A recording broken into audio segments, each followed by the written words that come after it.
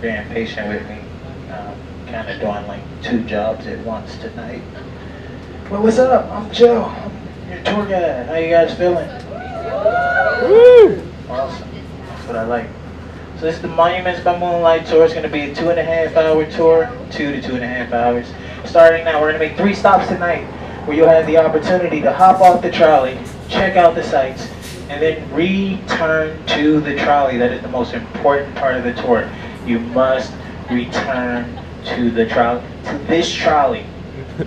Other trolleys out there tonight, they look like mine, but you must make sure you come back to trolley number. Everyone read this number for me. Trolley number.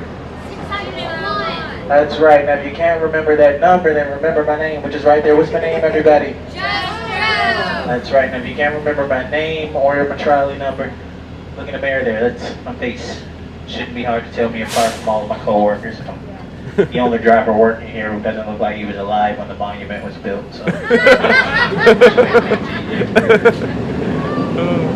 we're going to make 3 stops tonight. Now, I say the most important part of the tour is returning to the trolley. But if at some point during the tour you say, you know what, I don't like that just so kid, I'm going to jet, and you want to catch an Uber from one of the stops, you're more than welcome to do so. I'm not going to hold you hostage. Just let me know. Say, hey, I'm not coming back when they stop catching Uber. That way I don't wait for you to stop. Which brings me to my next point I want to make. I don't want to lose any of you guys at the stop. Lost guests before. They're probably still down at one of the stops looking for me. So to make sure I don't lose any of you all, here's what we're going to do. We're going to count off. I would normally get a head count of you all, but I went to DC public school, so counting past 10 ain't really my forte. So I'm going to let you count yourselves. We're going to start with my friends right here behind me. You're number 1, then 2, and then we'll go back down the left-hand side of the trolley. On that back row, we'll swing it around, and we'll bring it down the front, and we'll end up with you 2, all right? So start with you. Your number? 1, 2, 3, 4. 5. 6, 7.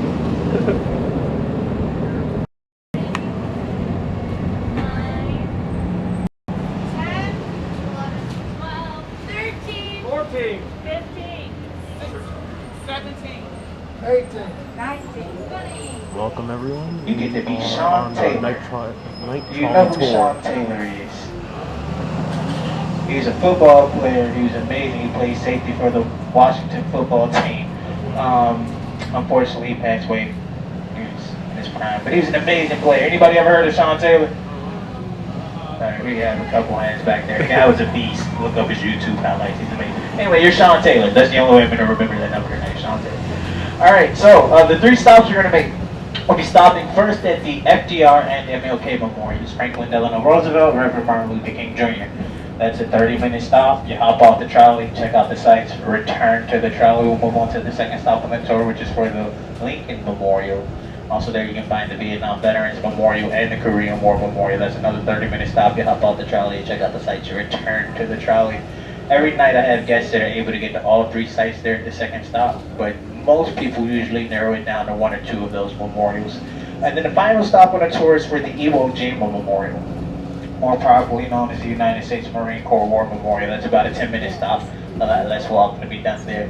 So those are the 3 stops we'll make tonight. We're going to obviously pass other sites. We're going to pass the White House. We're going to pass the Capitol. We're going to pass a few Smithsonians, the monument, a couple of other memorials. So you should keep your cameras out the entire night. Keep your heads on the swivel.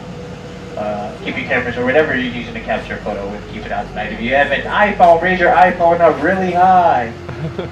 Alright, keep those out tonight. If you have an Android, raise your Android up really high. Stick that out the window and drop it. This to your right is the Willard Hotel, right there. That's where the term lobbyist came from. That's where the term lobbyist originated.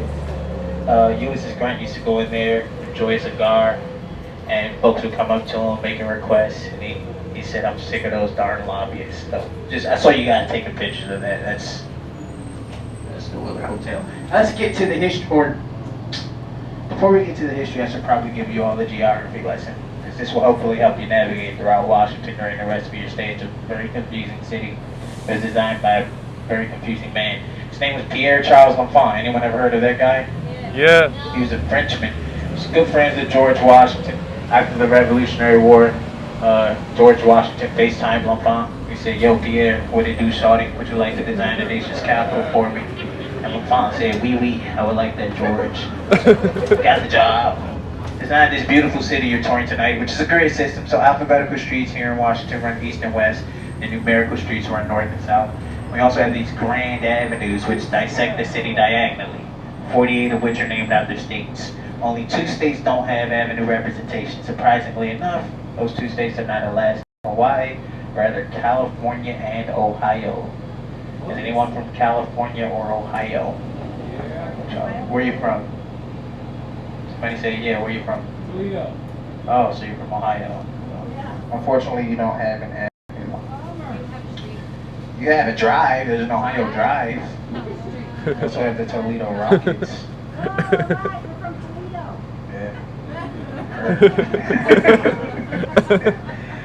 But no avenue but a drive. It's a really nice drive, actually. They keep it really clean. Just not an avenue. Most important part of your geography lesson are the quadrants here in Washington. The 4 quadrants: northeast, northwest, east, and southwest. They all intersect at the Capitol. Very important that you remember that, because there are identical addresses throughout the quadrants. If you were to travel to 1600 Pennsylvania Avenue Northwest, for instance, you would end up at the White House. But if you were to travel to 1600 Pennsylvania Avenue Southeast, you would end up at overpriced apartments that would charge you about $2,500 a month for a 649 square foot studio. But across the street from those apartments in 1598 Pennsylvania Avenue Southeast, there is a historical landmark. It's a McDonald's. It's the only black McDonald's in DC.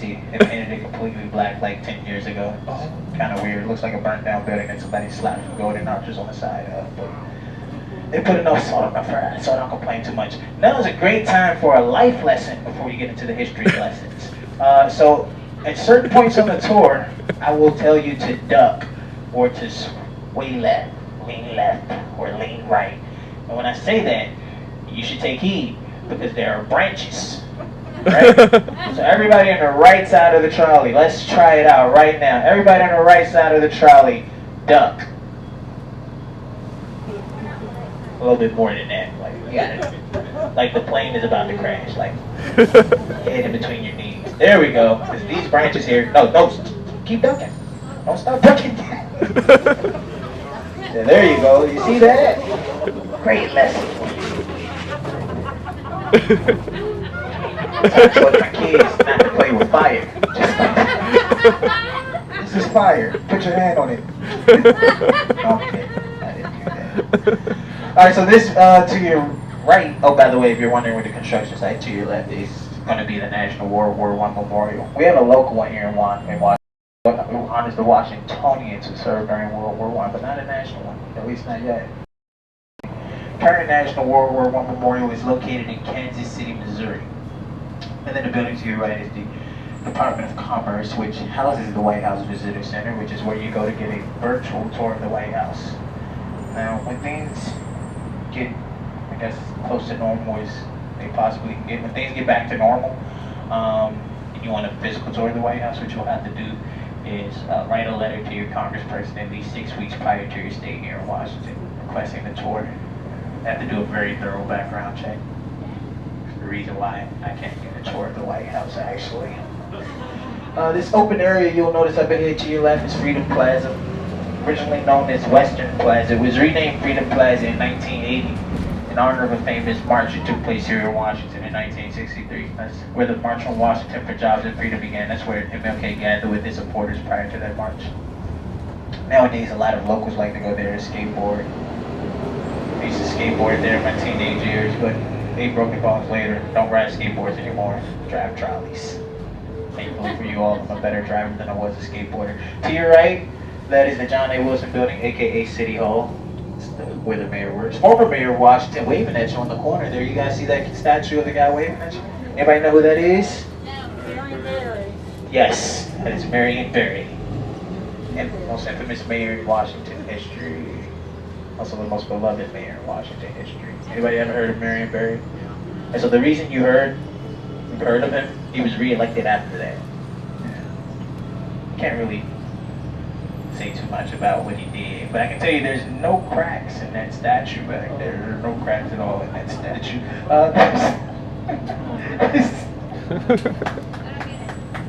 You get it? Thank you. Thank you. I thought it was funny. So So this is Pennsylvania Avenue here. It's America's Main Street.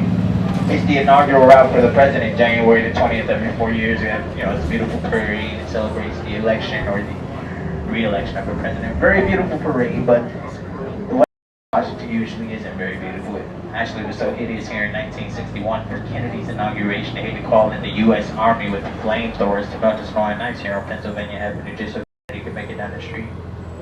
It's a true story. I'm not making it up. I make up about 95% of my tour, but it's part of the 5% that I read on Wikipedia right there. Very reliable source, as we all know. Can't rely on the internet. Up ahead to your right is the Trump International Hotel, which actually used to be a post office. The central post office here in D.C. for 13 years. Been here for over 100 years. But about 10 years ago, the city declared a government surplus, and then Donald Trump had to win a bid to take out a 60-year lease on the place. He's turned it into a luxury hotel. There's a statue you'll notice outside of it on the corner there. Looks a lot like Terry Bradshaw, but it's actually Benjamin Franklin. Does anyone know why they would put a statue of Benjamin Franklin in front of what used to be a post office? Any idea? I heard somebody whisper it. You're right, just say it louder. Postmaster? Yes, he's the first Postmaster General. He started the post office, first Postmaster General. Also one of the earlier millionaires in America. And that's no coincidence. First Postmaster General, one of the first millionaires. Actually, a life lesson for you. That's exactly why you're not supposed to send cash through the mail. Of course, you got the Capitol off in the distance ahead of us. We're going to get a lot closer to the Capitol, and I'll get you awesome views of that in a few. Now, I want you to focus on what's coming up ahead on our left at about 10 or 11 o'clock of the trolley, depending on where you're seated, is the J. Edgar Hoover FBI building. And I encourage you all to take a picture of that, because they're probably inside taking a picture of you. Ironically enough, directly across the street from the J. Edgar Hoover FBI building to our right of Robert F. Kennedy Department of Justice. J. Edgar Hoover and Robert F. Kennedy weren't exactly the best of friends. They actually despised one another so much during their lifetimes, they were never even photographed together. Oh. And now it's like they're forced to face each other every day after laughs. So they're buildings across the street from one another. Across the street from us, you'll notice once we get through this intersection up ahead to the right will be the National Archive. That's where you can find the original Declaration of Independence, Emancipation Proclamation, Bill of Rights, Constitution.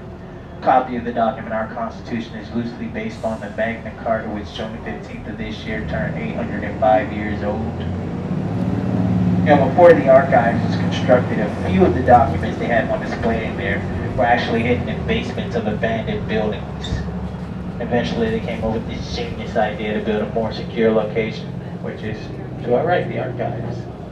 Which obviously isn't as secure as they thought it would be, because Nicolas Cage still managed to steal a Declaration of Independence from their national treasure. Tall pink building up ahead to our left, the two upside-down ice cream cones at the top of it is the National Council for Negro Women. And just ahead of that, there's a shorter pink building. The top two levels of that building were once upon a time the photography studio for Matthew Brady, some famous Civil War photographer. Like one of the first people to photograph war. And you're gonna notice up ahead to our left, across the street on the corner there, once upon a time it was the Newseum. It was a museum dedicated to news and the media, hence the name Museum. They ran into some financial issues, and December the 31st of last year was their last day of operation. Mm-hmm. Now Johns Hopkins University owns the building, and they're turning it into a mega research center for their graduate program here in Washington. You see the construction wall outside of it? Behind the girls on the bikes, there's a construction wall there. The poster on that wall closest to us is a poster promoting the release of an album from a rapper by the name of Shy Glizzy. Now, we've been together since we were 15, but before me and my wife started dating, she dated Shy Glizzy. Yeah, she made the wrong choice.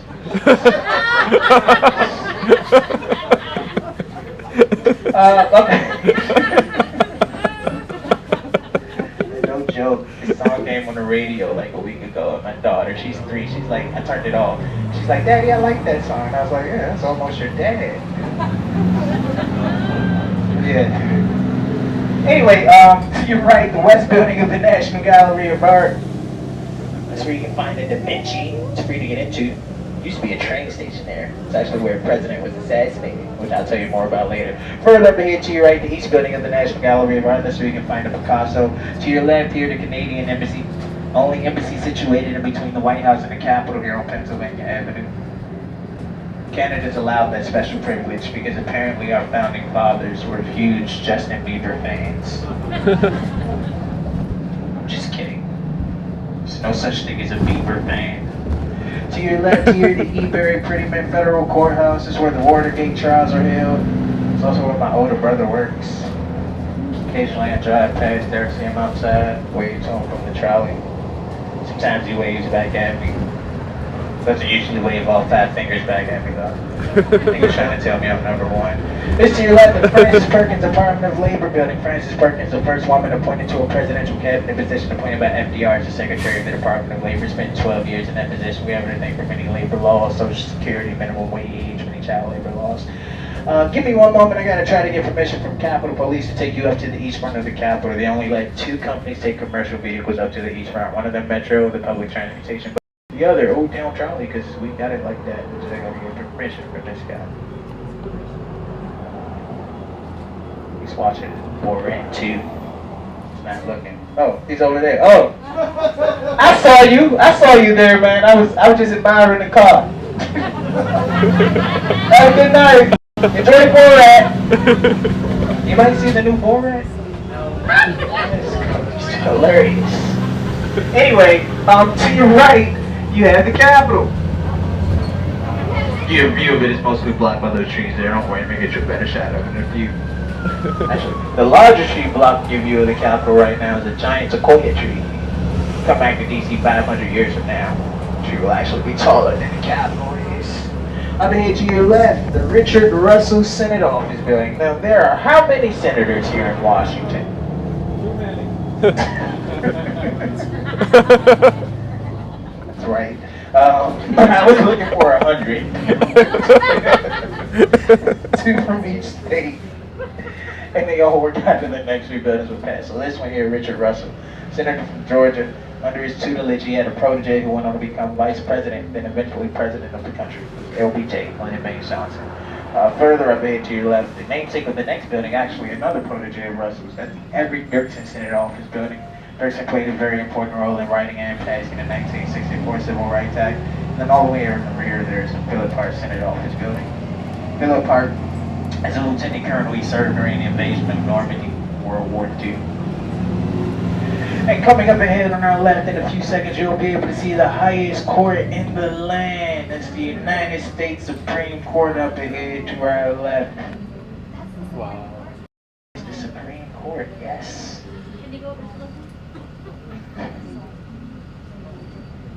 I just don't want to run this red light, but I'm going to get you guys in the back better pictures, too. There you go.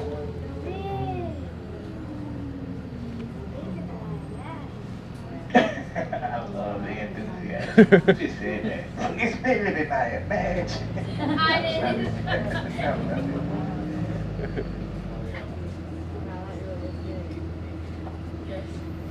There you go, look at that. Wow.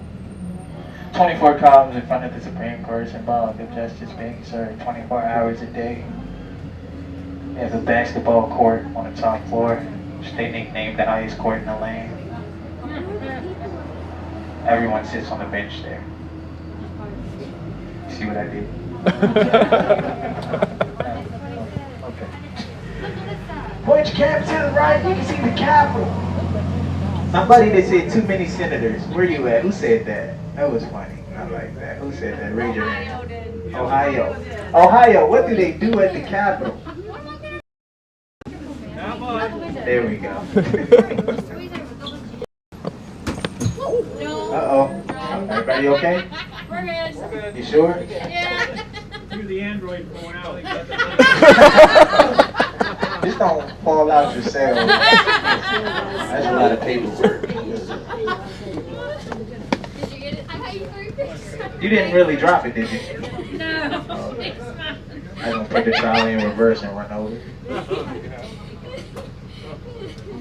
Alright, so everybody, give me a thumbs up when you got your photos. We can hang out here for a while and chill. Good too. Well, I almost felt like that's the closest we've been all day. That statue on top of the Capitol is Lady Freedom, the tallest statue here in Washington, 19 feet 6 inches tall. No other statue here in Washington is over 19 feet tall because they don't want anything as close to as tall or taller than freedom, because as you should be, freedom is the greatest thing here in our nation's capital. There's an empty flagpole to the left of the Capitol's dome. There's an empty flagpole to the right of the dome. I think they're both empty. They should be. Yeah. All right. So the flag to the right of the Capitol's dome, if you ever see a flag waving from that pole, that means that Senate is in session. If you ever see a flag waving from the pole to the left of the dome, it means the House is in session. Obviously, that would flip-flop if we were on the other side of the Capitol. That's how you know whether or not Congress is in session. And this to your left is the Thomas Jefferson Library of Congress building. There's a cool statue outside of it here. It's so big. It reminds me a lot of my spring break photos from my sophomore year of college. I wonder those hairs sculptures on the ground. That's one of 3 Library of Congress buildings, actually. You also have further up ahead to your left the James Madison LLC building. And then you can't really see it from here, but behind the Jefferson building is the John Adams Library of Congress building. Between those 3, they have over 800 miles of bookshelves inside. They receive about 22,000 submissions a day. Normally they accept half of those. It's a corny joke about the Library of Congress. Lady goes in there one day, she goes up to the guy working the front desk, asks him for a large fry and a medium Coke. The guy goes, what? She goes, I said, may I have a large fry and a medium Coke, please? The guy goes, man, you do realize this is a library, right? She goes, oh, you're right, my apologies. May I have a large fry and a medium Coke, please? I told you it was corny. To your left, the Joseph Cannon House Office building. We have 435 representatives working here in Washington. They all work in the next 3 buildings on our left. Joseph Cannon was a representative from Illinois. He spent, I think it was 14 years as Speaker of the House, but he's considered the most powerful and influential Speaker of the House in history. Further up ahead to your left, you have the Nicholas Longworth House Office building. Nicholas Longworth, one of my favorites. He was quite the character. He was once known as a playboy of Capitol Hill, then eventually he settled down and married Theodore Roosevelt's daughter, Alice Roosevelt. And their marriage didn't last, unfortunately. Alice had a child while they were married, but Nicholas didn't, so... yeah. This to your left is the Sam Rayburn House Office building. Sam Rayburn was from Texas. Spent 48 years as a representative, 17 years as Speaker of the House, longest serving Speaker of the House ever. Is definitely a man of morals. Well, you know, considering he was a congressman. He wouldn't charge consultation fees to folks who had interest in legislation. He wanted to prevent any conflicts of interest. When he passed away, most of his estate's value was from land that he owned. He only had about $26,000 in cash at the time. And that's after nearly half a century as a congressman. So. To your right, the U.S. Botanical Garden, which has over 8,000 different types of plants and trees inside. To your left, Bartolome Park, named after Federico Bartolome, who designed the Statue of Liberty, which is located in which state? Does anyone know? New York. Oh, New Jersey. Yes, Jersey. The Statue of Liberty is an enclave of New York, so technically it's on New York, but it's inside Jersey state lines. You gotta learn to the Statue of Liberty, you gotta know the Jersey actually. This to your left, the HHHHH building, that's the Hubert Horatio Humphrey Department of Health and Human Services building. He's from Minnesota. Anybody from Minnesota on board the travel? No? He's like the second most famous Minnesotan ever. Number 1 is Prince. 2 is Humphrey. Up here to your left, coincidentally made of Minnesota limestone. That's the National Museum of the American Indian. And you are now, if you're looking ahead of us, staring at the west front of the Capitol. That's where inaugurations take place. When we get closer, you'll actually see they're constructing the stage for the inauguration already. It's where they've taken place since 1981. Prior to then, for the most part, at least, inaugurations would take place on the east front of the Capitol. But in 81, Ronald Reagan refused to turn his back on his fellow Californians, and since then, they've taken place here in the west front. Except for one. 1985, Reagan's second inauguration actually took place inside of the Capitol. It was blistering cold outside that day. It was so cold that day that all of the congressmen in attendance had their hands in their own pockets. You like that old Toledo? That was cold. I don't get it.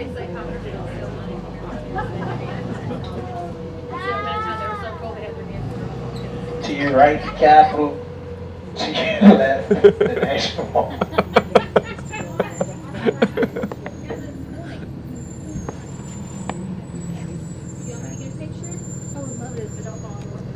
Flip-flop the photo ops, by the way. So if you're on the right, I'll get you the shots that are on the left. If you're on the left, I'll get you the shot that is on the right.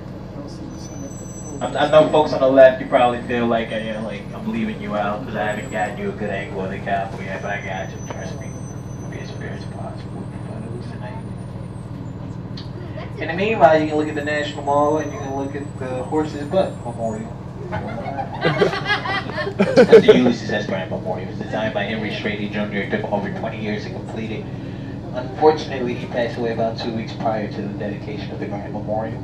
But in a strange coincidence, it was his father, Henry Strady Sr., who was on the team of doctors that diagnosed Grant with throat cancer, which had nothing to do with Jr. being selected to design that memorial. He actually won an open competition. He was very talented, very dedicated as well. At one point, he actually began dissecting horses so he could better understand the anatomy of a horse, so he'd be able to get that memorial there in the utmost detail. This to your left, often referred to as the Peace Monument, but its official name, the United States Navy Civil War Memorial. Two figures at the top of it represent America weeping on the shoulders of history. Its history reads aloud from the book in her left hand. The sailors who lost their lives during the Civil War. Really great shot of that memorial to your left. Especially once you realize the Capitol ground there. There you go, folks on the left. Great picture.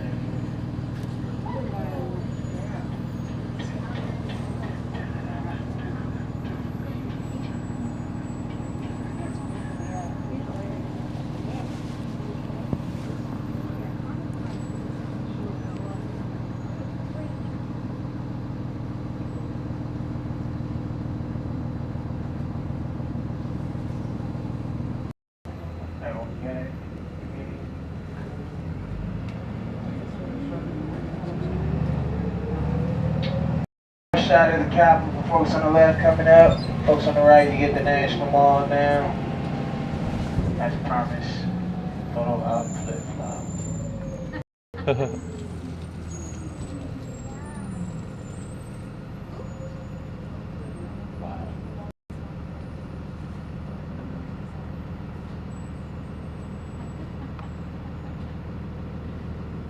See where they're building the stage I was talking about earlier? Really, nobody's seen Moonlight 2 yet? No. It came out today. I watched it at 12:01. Nobody saw Moonlight 1? Yeah. It's hilarious. It's not as funny, it's not funny, but it's still funny.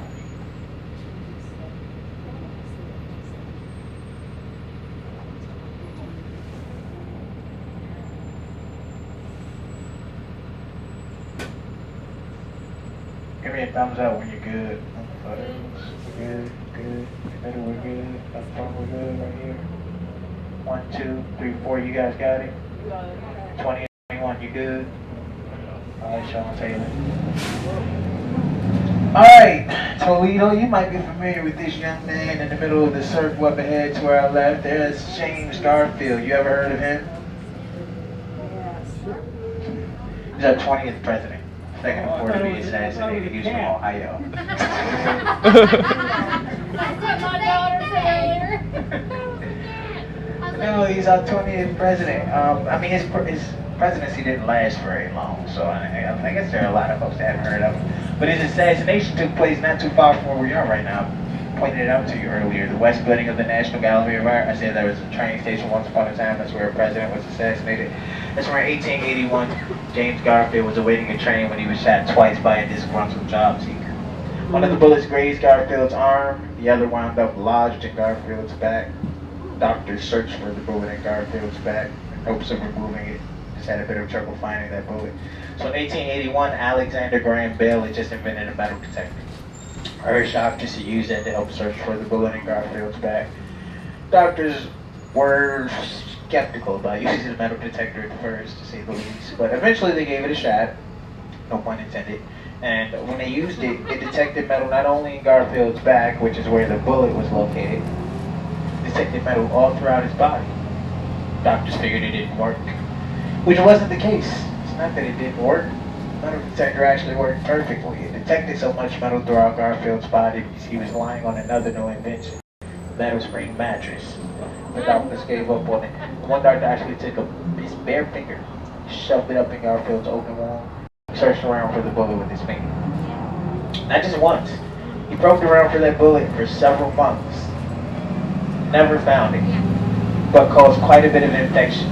And Garfield passed away thanks to this infection about 7.5 months after he took his oath as president. And what makes matters worse is that when they finally did find the bullet, after he had already passed away, it was in a spot that wouldn't have been fatal had they just left it alone.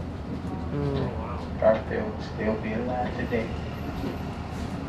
Or not. 39 years.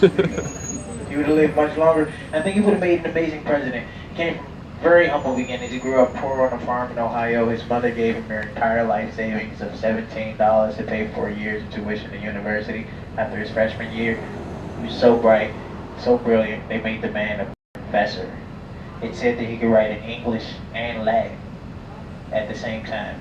English, left hand, Latin, right hand. He was elected to the House of Representatives while he was fighting during the Civil War, so he wasn't even home to campaign. Never really wanted to run for president. He was given the support of another presidential candidate by the end of the speech, the crowd was so moved they began to chant, "We want Garfield." He wound up on the ballot and won. This year left the newest memorial in the country is the Dwight D. Eisenhower Memorial, just opened about 3 weeks ago. It's also the most expensive memorial in the country. It cost $176 million to build that thing. Yeah. The building behind is the U.S. Department of Education building. It's where the lady lives that I owe a lot of money to. It's where Sally Mae resides. If you're familiar with her as I am, but if so, you probably don't answer her phone calls either. Though she recently sent a letter in the mail, which had a recipe attached to it. Say something about some garnish. What that has to do with student loans that were trash. This to your right, the Air and Space Museum. When they reopen, once they're done with the renovations in there, you can touch an actual moon rock. See the 1903 Wright Brothers Flyer, Apollo 11, 3 IMAX theaters, the Spirit of St. Louis, all inside of the Air and Space Museum. Let me get a show of hands on board the trolley if you're a fan of modern art. If you're a fan of modern art, raise your hand. If you like modern art, you got 1, 2, 3, 4, 5 hands, 6 hands. Yeah, I took a class in college. I got a C, so I'm like an expert on it. So I'm going to show you a lovely work of art. Everybody look over to your right. There's a Herschel Museum of Modern Art coming up on the right. And you'll see outside of the museum in their sculpture gardens. Very beautiful work right here. Look at that. See it? What is it? What do you guys see? Yeah.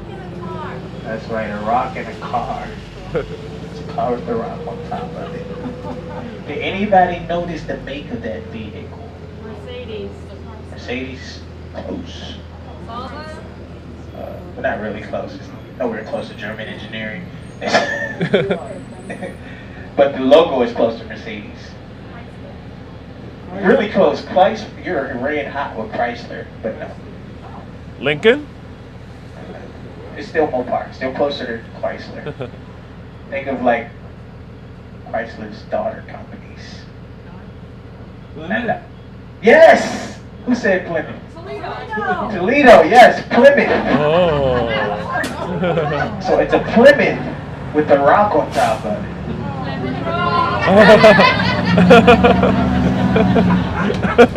For those of you who have never heard of Plymouths, they don't make them anymore. They went into obscurity after the Plymouth Prowler. Anybody know what the Plymouth Prowler is? Anybody used to watch Big Timer videos? Anybody know who the Big Timers are? No. Birdman, Manny Fresh, Gator Boots, with the pimped out Gucci suit. Nobody knows that song. No. Ohio, Toledo. What? You know that song. No? Oh yeah, I do. Yeah. Well, they used to ride Plymouth Prowlers. They had open wheels in the front. Anyway, to your right here is the National Museum of African Art, which looks pretty small compared to the other Smithsonian's, but looks to be deceiving. It actually goes 3 stories underground. And then behind that, you have the Smithsonian Castle. Hi, doggy. Hey, that's a cute dog right there. Alright, so the Smithsonian Castle is the first of the now 18 Smithsonians built here in Washington, all of which are named in honor of James Smithson. When James Smithson passed away, he left his entire fortune to the U.S. for the diffusion of knowledge, which used to construct the castle there. How much money was it just, Joe? Oh, that's a great question, man.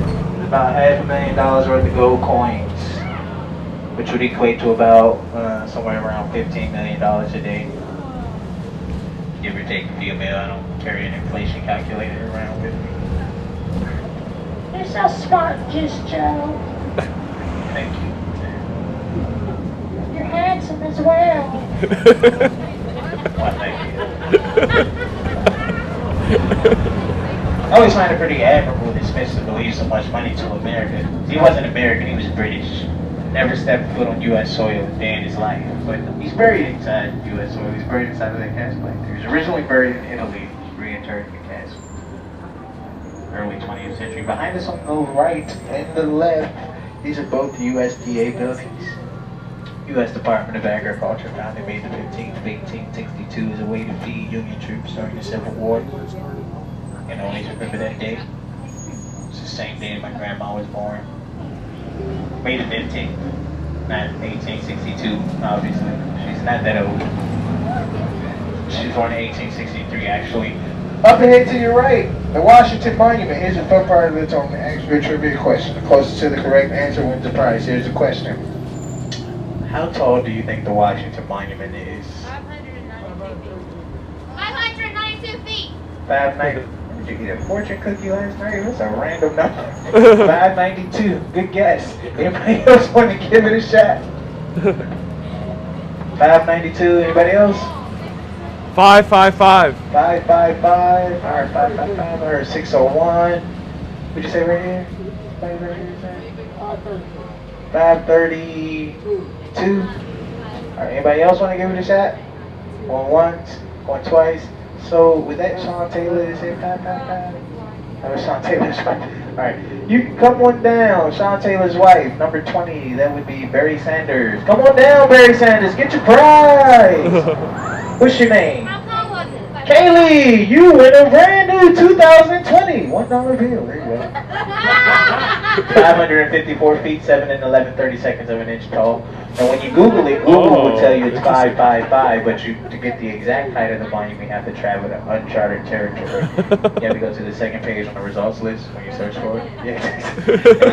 It used to be 555 feet, 5 and 1/8 of an inch tall, and then they remeasured it in 2014, discovered it's like 10 inches shorter because the aluminum cap at the top of it gets struck by lightning, so all it is melted down 10 inches. So yeah, but good job.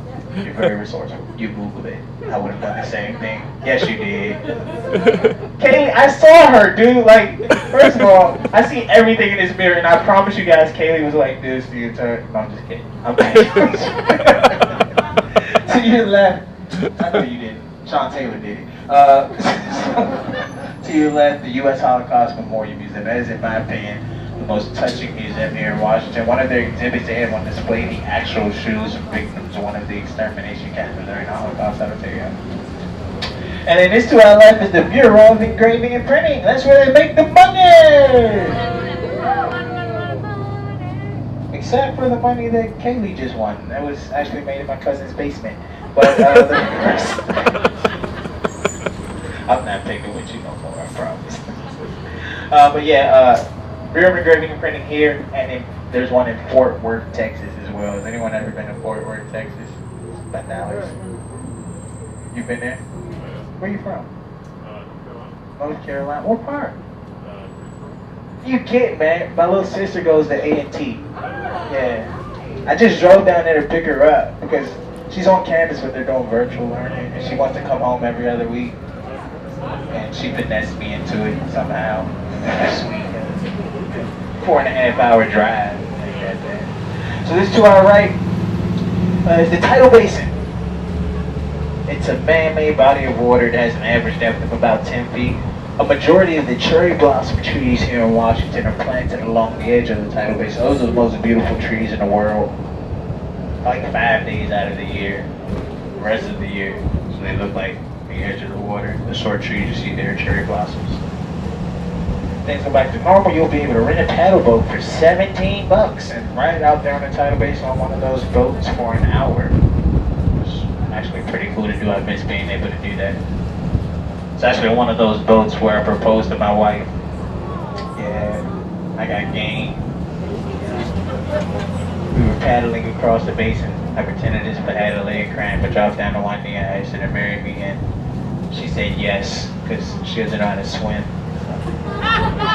It all worked out. That's it. To your right, the Thomas Jefferson Memorial. Thomas Jefferson, first Secretary of State, second Vice President, third President of the country, principal author of the Declaration of Independence, instigator of the Louisiana Purchase, which doubled the size of the nation with the stroke of a pen. Thomas Jefferson to your right. We're gonna play a game. It's called Two Truths and a Lie. Anyone ever played that game before? Yeah. All right, so that's what we're gonna do right now. So here we go. So Thomas, first of all, the Declaration of Independence, July 4th, 1776, the Declaration of Independence was signed. And exactly 50 years later, July the 4th of 1826, Thomas Jefferson passed away. And that same day, a political rival of his, who also signed the Declaration, John Adams, passed away as well, the same day. Where's the lie? Truth. John Adams and Thomas Jefferson died on the same day. Truth. That is the truth, so what's the lie?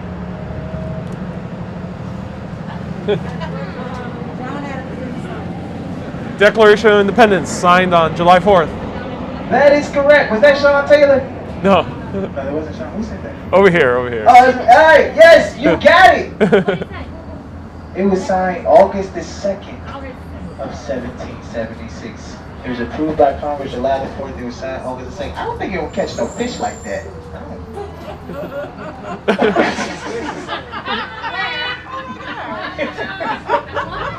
That's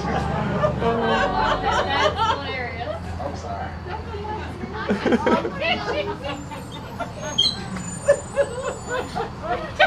Anyway, everybody put your cameras to the right. Most beautiful view of downtown Washington, D.C. is coming up on the right of the trial.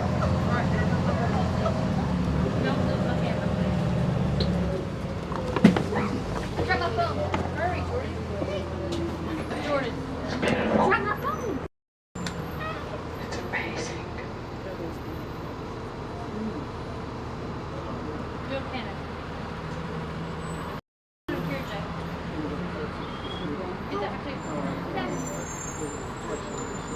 If you have an iPhone, now's a really great time to make use of panoramic camera.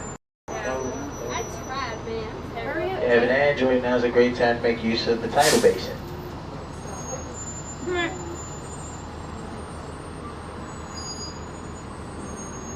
My work phone is an Android. I just post Android users. It's all good.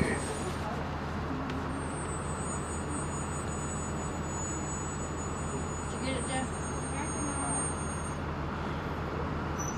Everybody got it? Oh, We're good. In the back, we're good. Up front. 1, 2, 3, 4. 20, 21, we're good. 19, 18, you good? Alright. To our left, the Potomac River. Across the river, you see 3 spires sticking out from the trees there. It's the U.S. Air Force Memorial. It's designed to resemble the missing man formation, also known as the Bombers Formation. It's a formation that Thunderbirds take off in. And they go pow, pow, pow.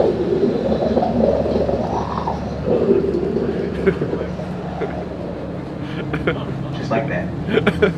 Very accurate sound effects there. We're already pulling into the first stop, which is for the Franklin Delano Roosevelt Memorial and the Reverend Martin Luther King Jr. Memorial. FDR's memorial, MLK's memorial are both here. They're just at opposite ends of the road. So like MLK's at the bottom of the road, FDR's at the top of the road. What most of my co-workers do, they drop their gas off by MLK. And when they do that, like I always look at it like this, not the the brightest thing to do, because yes, they get off of the trolley, they walk to MLK, they walk around MLK, they walk out of MLK, they walk up to FDR, they walk around FDR, they walk out of FDR, they're gonna have to walk all the way back down to MLK to reboard the bus. It's a lot of walking. I figure I can cut down on half of your walking if I simply drop you off at FDR and then pick you up at MLK. Does that sound like a plan? Yeah. Alright, for this plan to work, you must know how to get to MLK from FDR. So, this is FDR to your right. There are 4 open air like rooms there. You know you have gone through all 4 rooms when you see Eleanor Roosevelt. When you see her, do not continue on. When you see Eleanor, you turn around, you come out of that memorial the same way that you go into it. Otherwise, you'll end up lost. And when you come out, you walk down the sidewalk. You see where those trolleys are ahead of us? Yeah. I'll be parked down there waiting for you by MLK.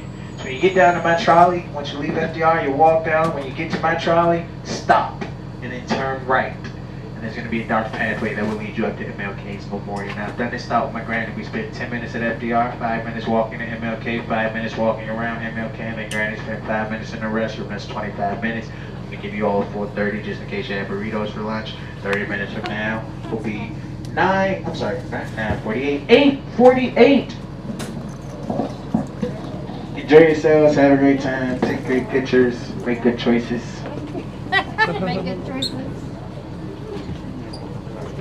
Watch your steps, enjoy yourselves out there, have a great time. There are restrooms at FDR, there are restrooms across the street from MLK. The ones across the street from MLK are super clean. The men's room, at least, I don't know. I haven't been to a women's room yet, so. Enjoy yourselves out there, Toledo.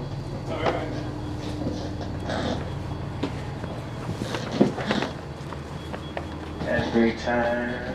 Thank you. Watch your steps as you hop off.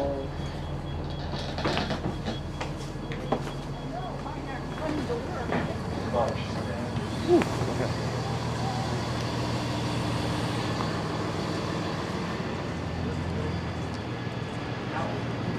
Alright, so now we are walking. So we just used this bus right here, the Old Town Trolley Tours.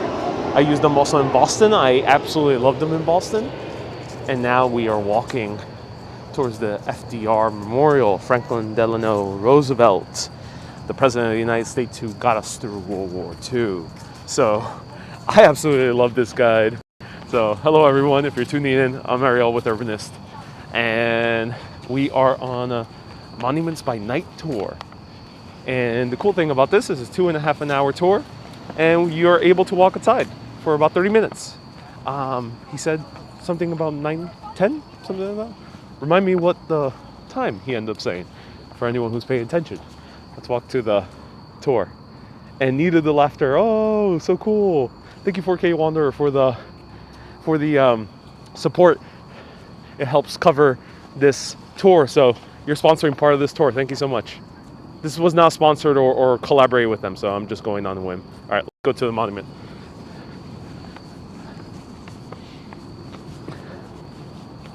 $8.48. Okay, thank you so much, B. Griffin. $8.48. So let's enjoy the monument walking around at night.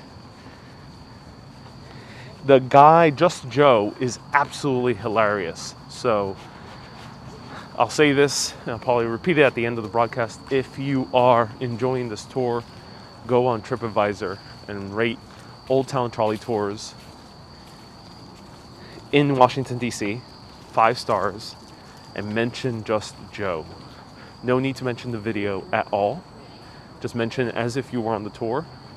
And I'll see if he has like a tipping link towards the end of the video. You could give him a nice tip. Just Joe. That's the name of the guy. Really hilarious.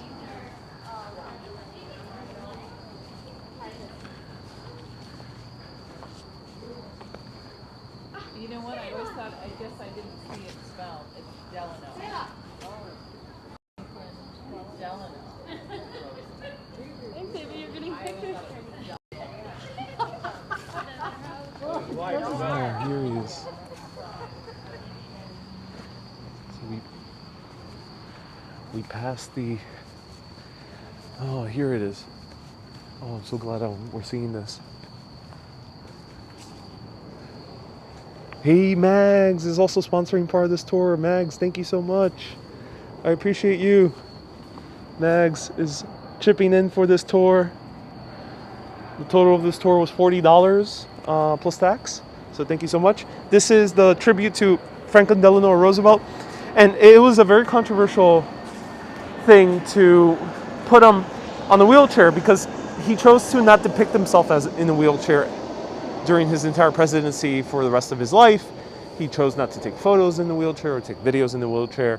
And they wanted to respect that, but and he also didn't even want a monument. So let me catch up with the tour group just so I don't get too lost. They wanted to capture him able-bodied, but he was, since he passed away, right before he passed away, people asked him, hey, what would you like for a tribute? And he said, I just want something the size of this desk, a block. That's it. He didn't want a tribute. So in essence, he didn't actually want anything. But the thinking behind that is A, they wanted to represent Franklin Delano Roosevelt as he was, and then B, they wanted to show that he was someone who was handicapped, and they wanted to represent the people in the US who are handicapped and show them, yeah, you can also become president. So I'll read this before I show you the title basis. It says, no country, however rich, can afford the waste of its human resources. Demoralization caused by vast unemployment is our greatest extravagance morally. It is the greatest menace to our social order.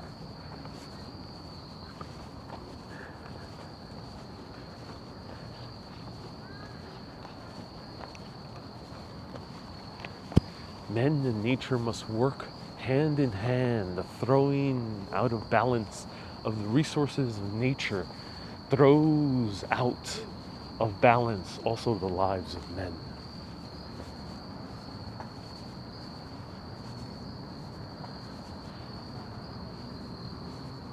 Let's check that out right after. FDR has a house in Hyde Park, yes. That was his estate. I saw the movie starring Bill Murray. It's called Hyde Park. Yeah. Was it any good? Bill Murray does sound like a perfect FDR, so let me know.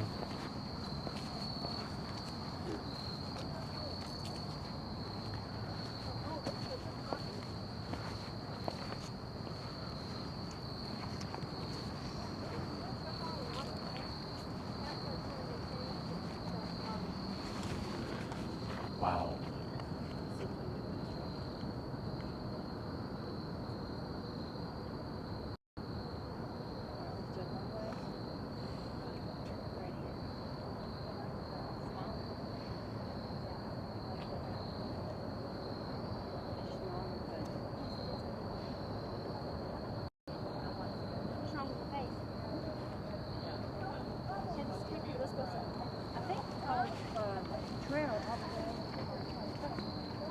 Hey, Elisa, I don't have night vision. That technology doesn't exist with iPhones. Hopefully one day soon in the future, but this is the best I can do on the iPhone. But any contributions that people end up giving do help to improving technologies, hopefully. Maybe iPhone 12 is even better in night mode. I'm not entirely sure yet, but all the contributions do help to eventually maybe doing cool things like night mode, so I appreciate it. So a lot of people taking photos. It's too dark to take a photo, but maybe I can use my flashlight, aka iPhone.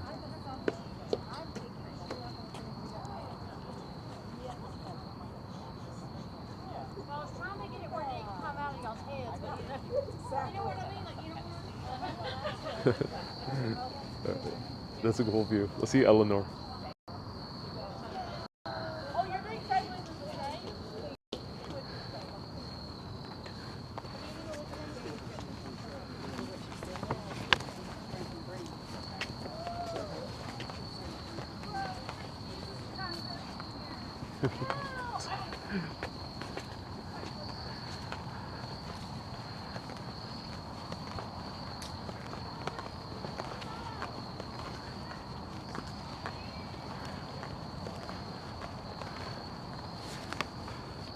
Judith also sponsoring this tour along with 4K and Mags.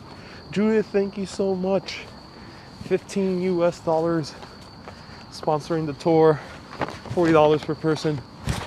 Kids are a little bit cheaper. I think they're about 20 something dollars. I think there's also discounts for military and senior. Thank you so much. I appreciate it.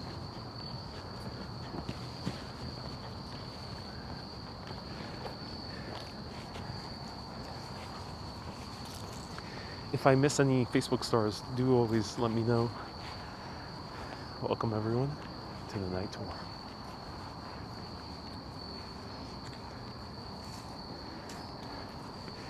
Here it says, I'll read it because I can read it here. It says, I never forgot that I live in a house owned by all American people and that I have been given their trust.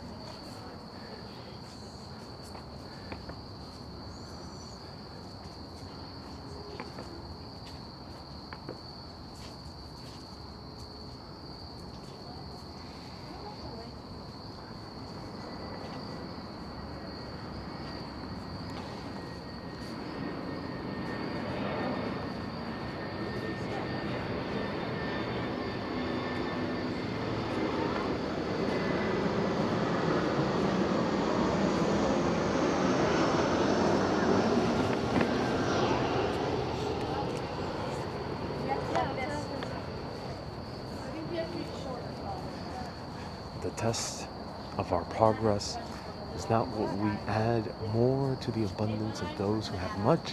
It is whether we provide enough to those that have little.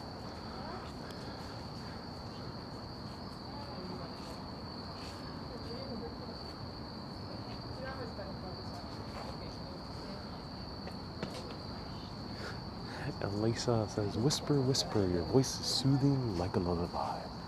Cool, thank you. Thank you. Thank you very much.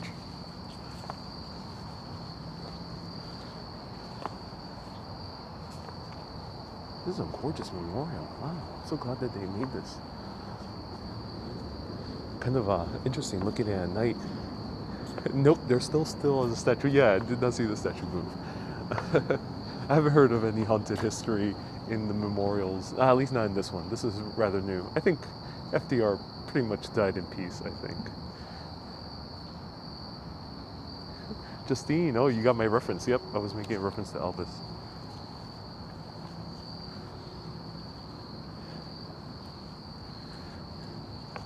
I propose to create a civilian conservation corps. All right, let me see this.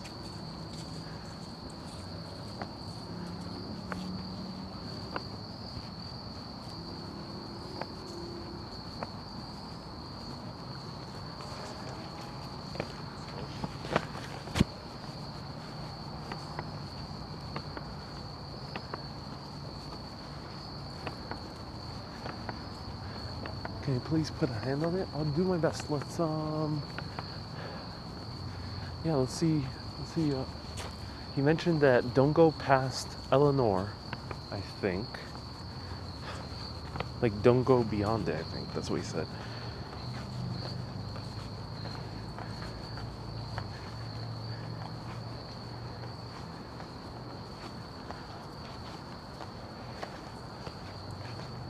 You mentioned 8:48. It's kind of quick.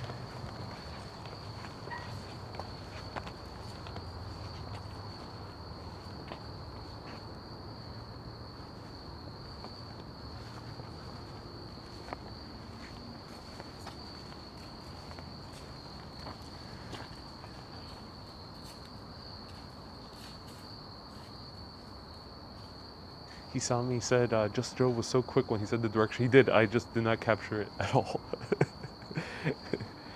I think I got 18 minutes. Here's his dog. Oh my god. Oh, so cool. Oh, they depicted FDR's dog. What was his name? If anyone let us all know. Fala. Thank you so much, Janice.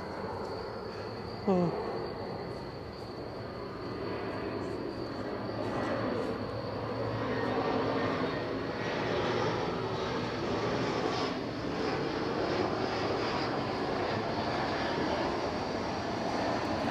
Oh, Fala, thank you so much, Fala.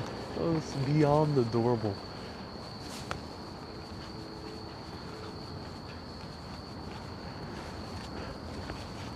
What a precious dog. Yeah, he looks so cute. I love the statue of him. They did it so well. Okay, so we have gotten to the Queen. If the US ever got close to having a queen, it would be Eleanor.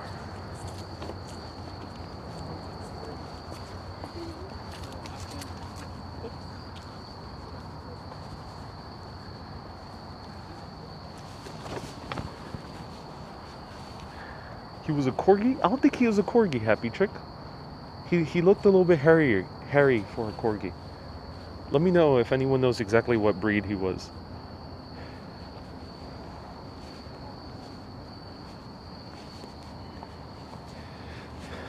She might have been the first lady. The more I read about her, she might as well be the Queen. Eleanor Roosevelt. First United States delegate to the United Nations. Did so many wonderful things. Helped Marian Anderson sing in front of 75,000 people after being ousted from a venue in Constitution Avenue for being African American. And also prevented Robert Moses from destroying Battery Park, Castle Clinton, and many other buildings. And I think here's a quote of hers: says, "The structure of world peace cannot be work of one man or of one party or one nation. It must be a peace which rests on the corporate effort of the whole world."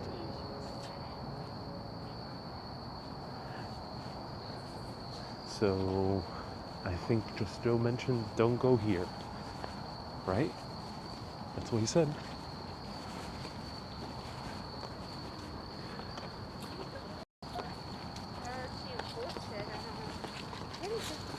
Okay, everyone. Remind me of what Just Joe said.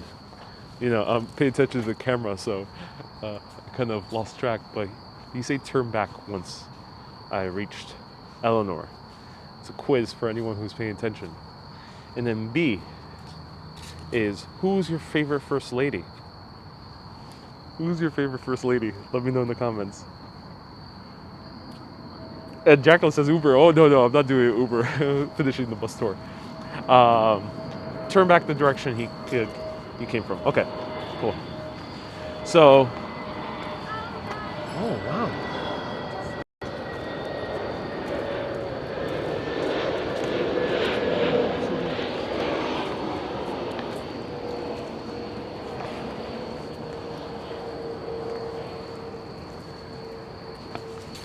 Favorite first lady? Let me know in the comments. Top 3 for me. I'll put Eleanor.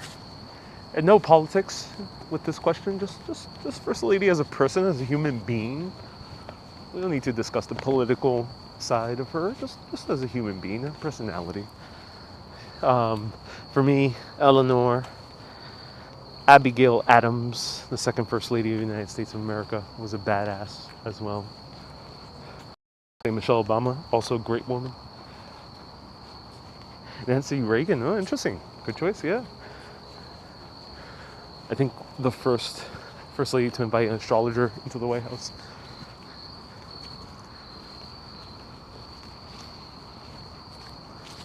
J-Dove, be nice. Dolly Madison was a badass. Saved the U.S. Constitution and the portrait of George Washington. Badass in her own right.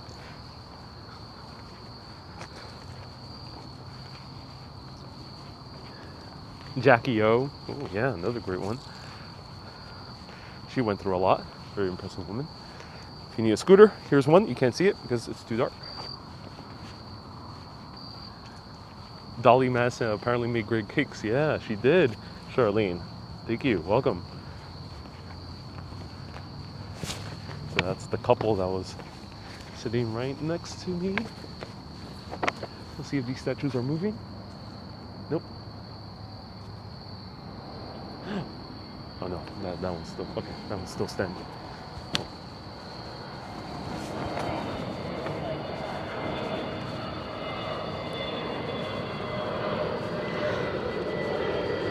Or Nelson's Jill Biden moment, maybe.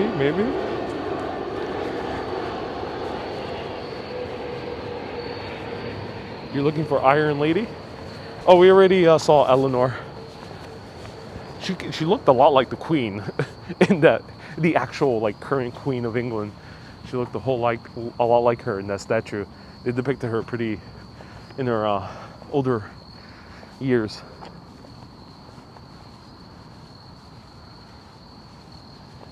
Time to get back on board. Yep, I'm following the couple that's sitting next to me.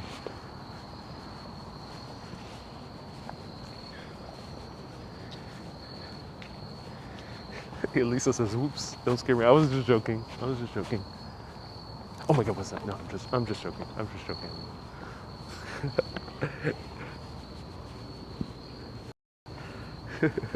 Don't hang out with me when it's dark.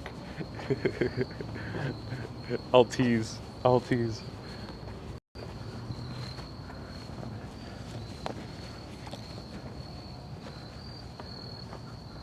Just watch my Action Kid video of Astoria, Queens. I mean, not Astoria, my mistake. Flushing, Queens.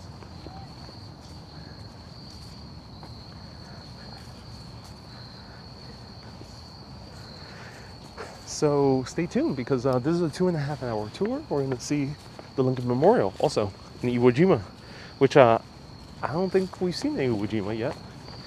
Memorial, which is going to be interesting. Iwo Jima, they made a film version of it. Clint Eastwood did. He did kind of a pair of films. On the American side of Iwo Jima, he also made a film about the Japanese side of Iwo Jima. And that film was, oh my God, brutal.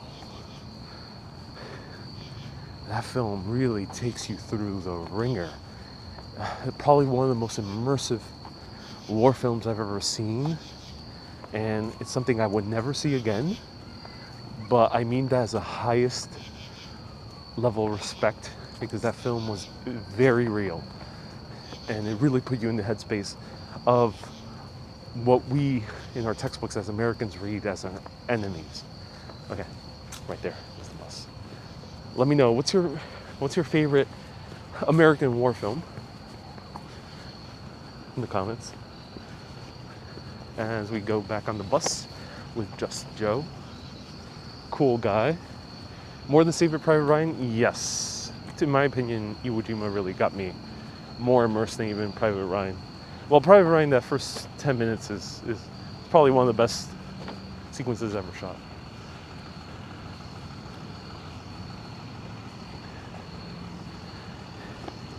"1917 says the Atom, The Great Escape says Dawn." Oh, interesting. Lestrepo. Oh, I haven't heard about Lestrepo. Don't miss the bus. Oh no, we're here. Are they in Japan? For the movie Iwo Jima, they were fighting in the Pacific, in the island of Iwo Jima, which was not Japanese island. It was something they ended up taking hold of, and Americans had battle there with the Japanese. Sorry.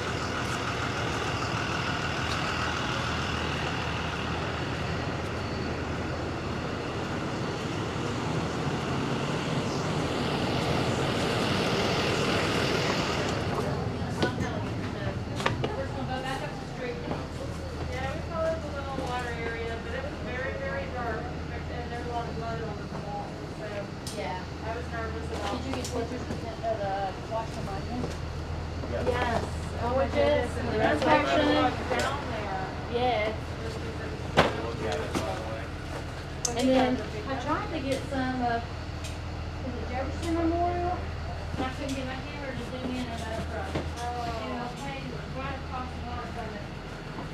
But I think it had too much water in it, so I couldn't. So he came a little bit early? Is this tour kind of raunchy like the Boston one? No, he's not raunchy. He's hilarious in a different way.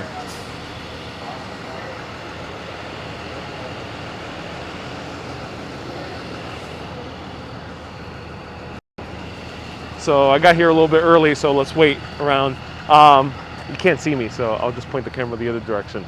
But yeah, he's very funny. He's very funny. I actually find him very funny because he makes jokes that are not like typical tourist guide jokes.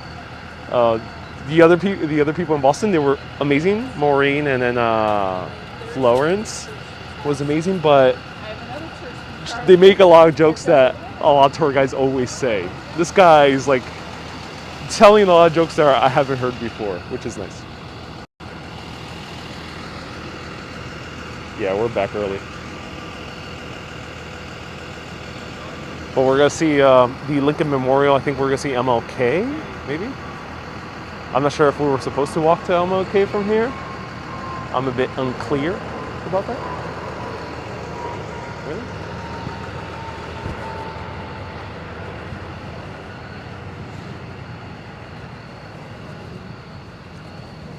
Were we supposed to see the MLK Memorial as well? Yeah? All right. Oh, cool. Thank you. All right, so let's go see MLK very quickly. I think they're on the tour as well. Yep, they're on the tour. All right. So pardon if you can't see that many things, but don't worry, you'll be seeing snippets of things as we get closer to them.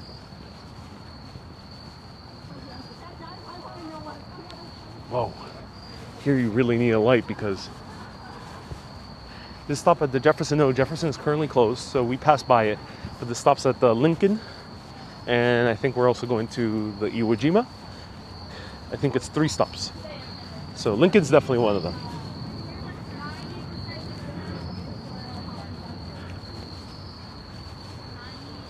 Somebody says, be careful. Yeah, luckily these paths are really well done. I mean, the National Park Service really goes out of the way making excellent pathways. And this is a very new memorial. So yeah, I'm being careful. Here it is. The king himself. So we saw the queen, and here we see the king. Dr. Martin Luther King Jr. The man who changed the world through the power of his oratory. The man who had a dream. And that dream hopefully will become fulfilled in some time in the near future. He has his arms crossed, reserved, restraint, showing the nonviolence that he purported his entire career. He died at the mere age of 39 years old, assassinated. And after his assassination, there was riots all around America. People were understandably upset that a man who purported peace, who was peaceful, who did not dwell in anger, was killed by a madman. And ironically, he is looking straight ahead towards the Jefferson Memorial. Jefferson, the 3rd president of the United States of America, filled with a bunch of contradictions, despite him writing in the U.S. Constitution that all men are created equal. It came with the asterisks, because he himself was a slave owner. And I'm not making any judgment, I'm pointing out something specific for a very good reason. Because to him, all men were created equal except certain men of certain colors. So him was a man of contradictions, but luckily he wrote words that end up being improved upon through the Civil Rights Act of the 1960s. Thanks to him.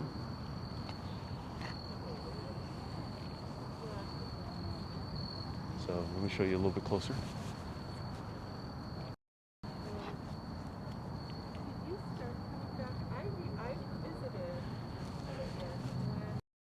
This was made by, might be mispronouncing his name. It was a Chinese sculptor, Yi Zhen. I might be mispronouncing that. Chinese sculptor. In China, they are very good at sculpting because they've been building, they have been having a construction boom. And his idea for this was inspired by the speech himself. So let me get back to the bus. All right, let me get back to the bus. I think it's time. Yeah. Yeah, let me get back to the bus. All right. Getting back to the bus, everyone.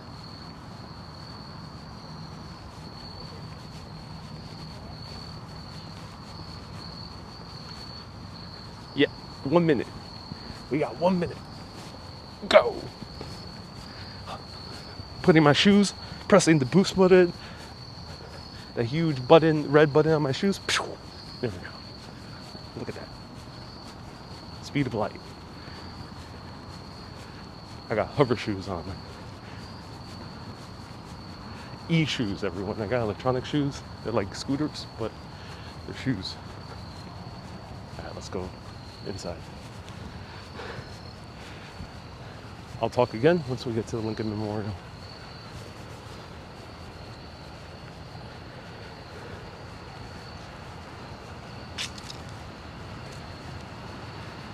Real stone, not cast.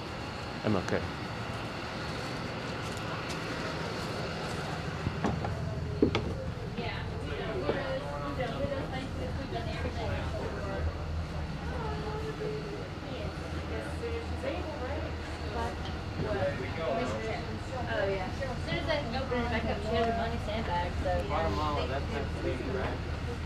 Guatemala, no, it's down.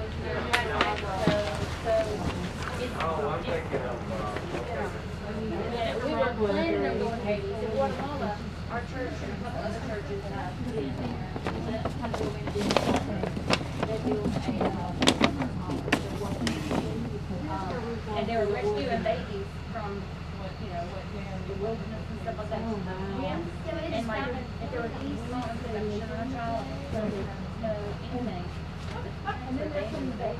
So this person decided this is not going to happen. Well, we're going to save the baby. So they would go home and bring this baby back. Now he's put him in the compound. He now has a hospital there for kids. He has a foster home for kids. He's got now a school system. Because the kids get disease in foster homes going to school. And so he goes to a private school. And then now he charges the village kids to come to this school, pay for the foster kids. Veronica? Yes, I did. So up there, we're doing work like I about broke my back. We built the base of the church. We built the whole base. I mean, I poured so much concrete. It was unreal. Yeah, sorry, I can't pronounce your name. Don't know how to read Japanese, but no, usually I don't say anything. They just like flopped me on the ground and I'm But this is a tourist bus, so I don't mind video. It's just Where's the moon? I'll show it to you soon. Or Jackie says this cheek. Oh yeah. You see the Arlington skyline there in the distance. That's Arlington, Virginia.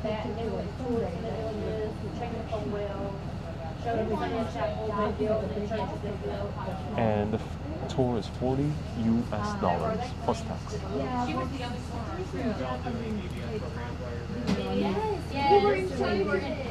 Hey, Ernie, thank you so much for watching. I'm doing very well. Thank you so much for today. Howdy, thank you so much for Alright, so I believe we have everyone back. We're just gonna do a count off to make sure. Starting with number 3, 5. 6, 7, 8, 9, 10, 11, 13, 14, 15, 17. 18. 19, 20. Sean Taylor. Let's go.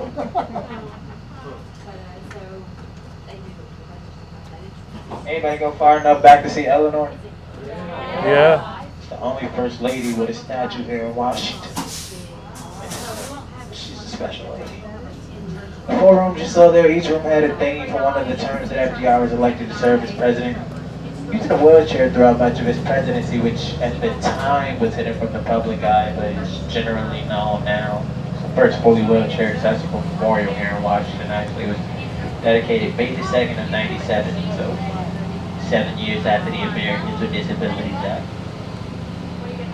Prior to FDR, most presidents just followed in George Washington's footsteps. 2 terms, 8 years max. There were a few that ran for a 3rd term, but none were ever elected. And after FDR, the 22nd Amendment won't allow you to do so. And the MLK Memorial, behind us on the right, just over your right shoulder is there. If you've ever heard the full I Have a Dream speech by MLK, you may recall he said, "And with this faith we'll be able to hew out from the mountain of despair a stone of hope." So that large rock you see on the right there, with the gap in the middle of it is the mountain of despair. And the reason there's a gap there is because from the mountain of despair has been hewed the stone of hope, which is the stone that MLK's carved into. So at his memorial, we get to see his dream come to fruition. They gave that famous speech at our next stop, the Lincoln Memorial. There are two sets of steps that will lead you up to Lincoln's Memorial, and then there's a platform that separates them. If you go to the platform, you stand the ground, you'll find an engraving. It will say, "I have a dream." It's exactly where MLK was standing as he gave that speech. If you go to the top of the second set of steps, and then you turn around, you'll be facing the monument. There you can also see the reflecting pool that Jenny ran across in Forrest Gump, which is a movie I learned off my U.S. history from, actually. If you go inside Lincoln's Memorial, here's an Easter egg for you. To the right of Lincoln's statue, the north wall, is where the second inaugural address is engraved. And it's pretty long. They've broken it down into 3 paragraphs. About halfway through the first paragraph, you'll find the word future. The word future was originally spelled E-U-T-U-R-E. And he took some putty and filled in the bottom line on that first E, which turned it into an F. But you can still see the faint line where the F was once an E if you look closely enough at Lincoln's Memorial.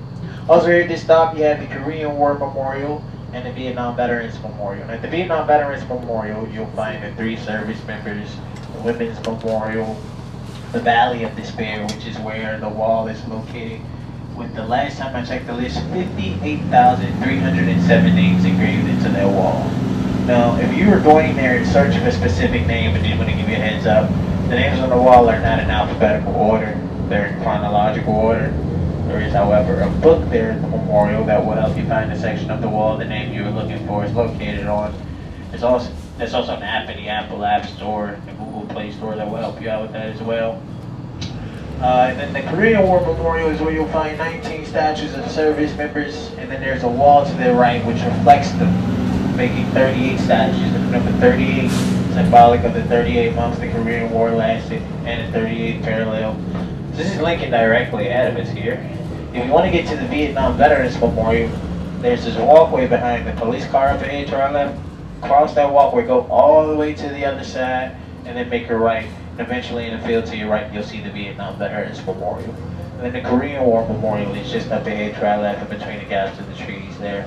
This is another 30-minute stop. 30 minutes from now will be 9:25. So I'll see you back here at 9:25. I'll be right here. I'm not moving here at this stop.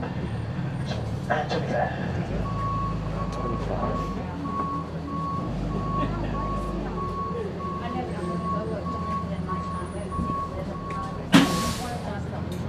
Watch your steps. Careful as you disembark. Don't do anything I wouldn't do when you're out there, which isn't very limiting, actually. Watch your step.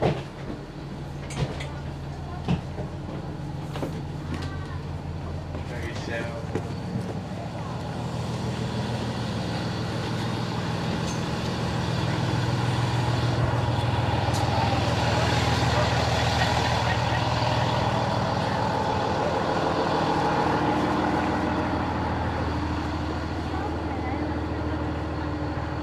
The Vietnam War Memorial at night, I'm not entirely sure if we'll be able to see anything, but I'll show you the Korean War definitely before we go to the Lincoln Memorial, because I want to linger at the Lincoln Memorial. So let me show you the Korean War real quickly, and then we'll go to Lincoln. I think Lincoln is the star of the show tonight. If you want to see the Vietnam War Memorial, just watch my broadcast from the other day. I don't think it's here. Did I go the wrong way?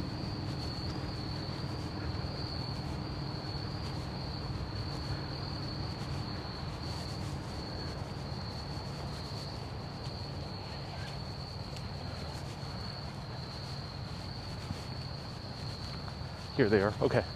Yeah. So these war memorials are not so well lit as the Lincoln. So let's catch a glimpse of the Korean, then we'll go to Lincoln. Vietnam, watch my mall National Mall video that came out a few days ago. Full story there.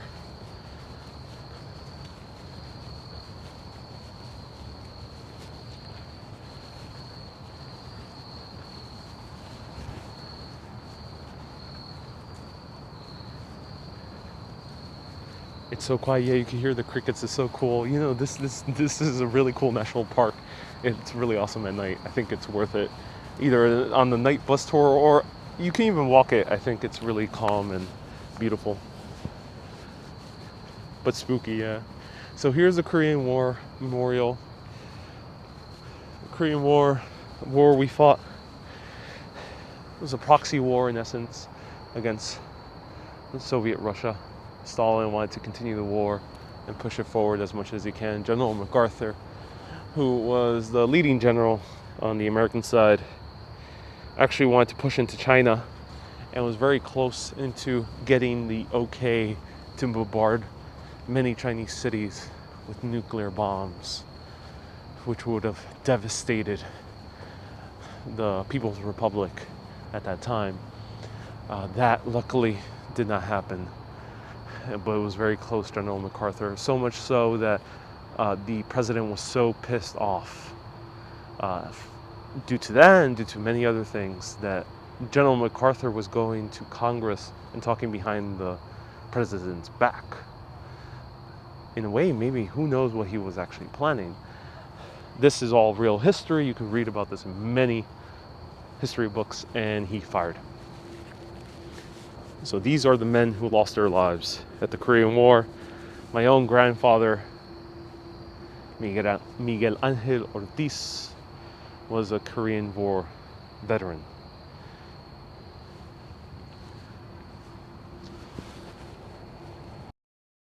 I'm not sure if General MacArthur had a nickname. Not entirely sure.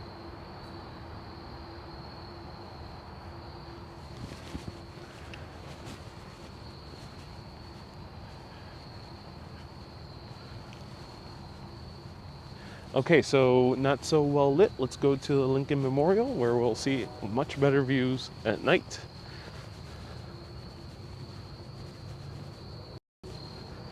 I doubt MacArthur was actually doing any. Well, he was talking to people in Congress behind his back, but no one knows exactly what he was talking about. But it definitely did upset the president during that time.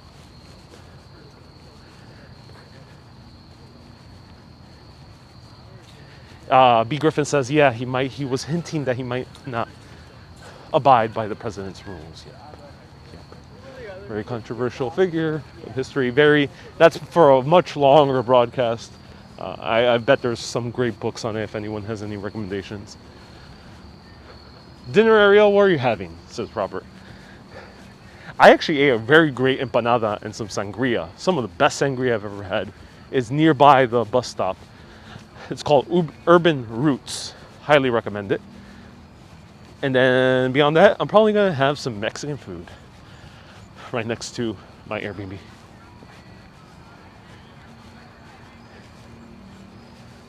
All right, Lincoln Memorial time. He wanted to drop a nuclear bomb on North Korea. Yep, North Korea and China.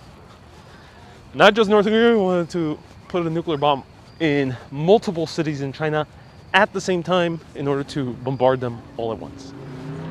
Crazy, crazy story. But let's talk about a different story. President Abraham Lincoln, and we're taking the long way up. We still got a good 20-something minutes, 9:25. We got 24 minutes to see Lincoln Memorial. Let's go. Wow. We're going to see a better view of this as we go up. Also, they're like, they look a little more dressy. Yeah. So you can't like just wear them like casually. That's so cool.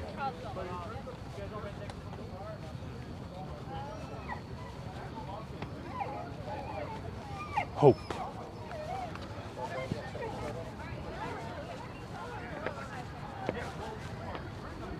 This is a great photo opportunity because I got, if I were here for selfies,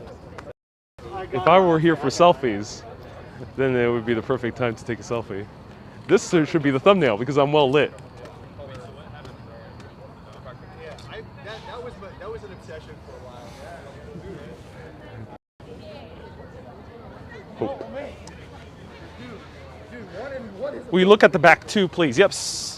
Let's go to the Lincoln Memorial. I'll show you views of the Washington Monument and the U.S. Capitol. Hoop. Oh, it's reverse. So it might read out, yes! Oh, that's so cool. It's in selfie mode and it reads out hope. That's so awesome. That's a great photo opportunity. Oh, that's so cool.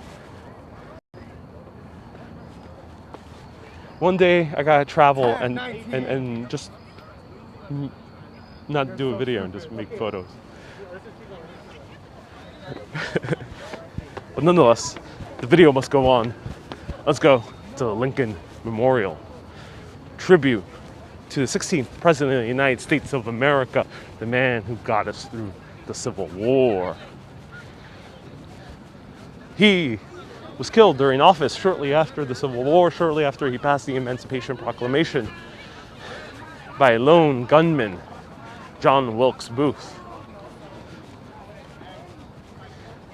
Now, he was a conspirator. He was actually originally intended to kidnap the president, Honest Abe, but in a whim of rage and opportunism, he ended up just plain shooting him straight in the head. Abraham Lincoln was known for his honesty, known for his very poignant words, and known for a very powerful storyteller as well. He often gave stories to the soldiers, cheering them up actually.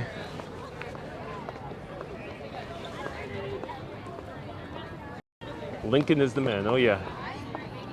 Delaware, Pennsylvania, New Jersey, Georgia, Connecticut, Maryland, South Carolina, New Hampshire, Virginia, New York.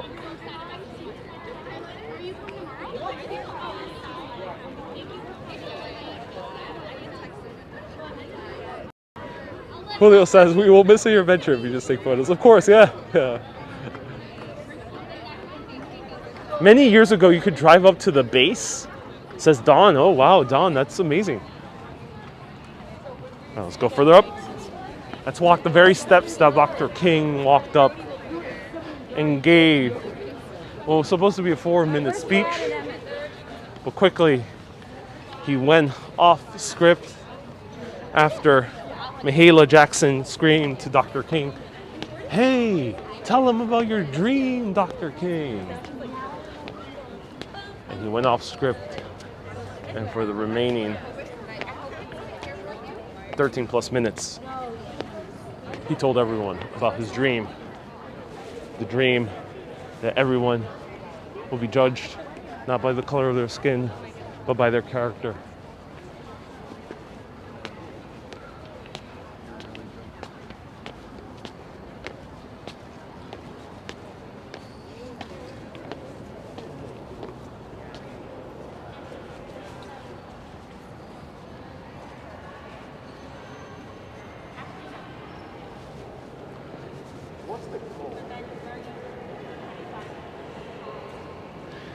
Julio says, this is the Planet of the Apes scene, the modern version made by Tim Burton.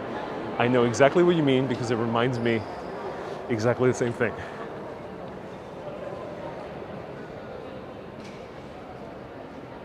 Don says, not often do we hear you out of breath. Oh yeah, indeed.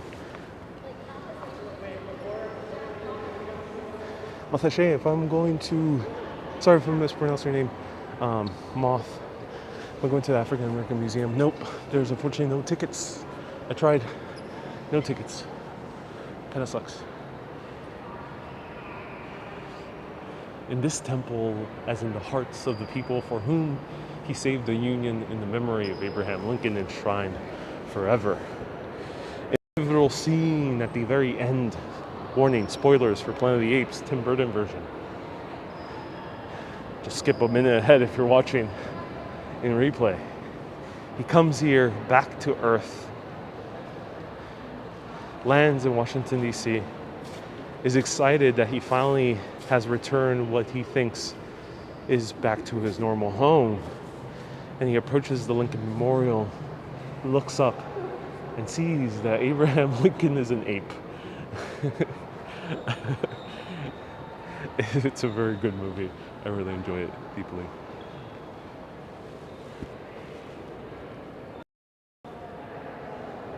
Pouty says, first day I had with my husband was the Lincoln Memorial. We sat on the backside and enjoyed champagne in December. We froze and melted our hearts. Oh my God, Pouty, that's so beautiful. Wow, that is immensely beautiful. Thank you for sharing.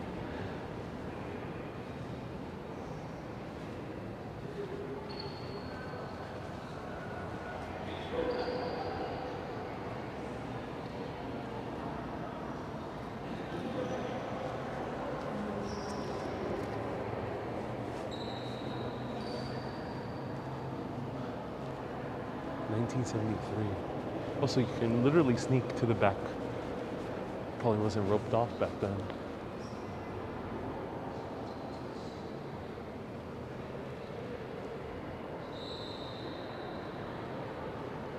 I felt so little besides the statue.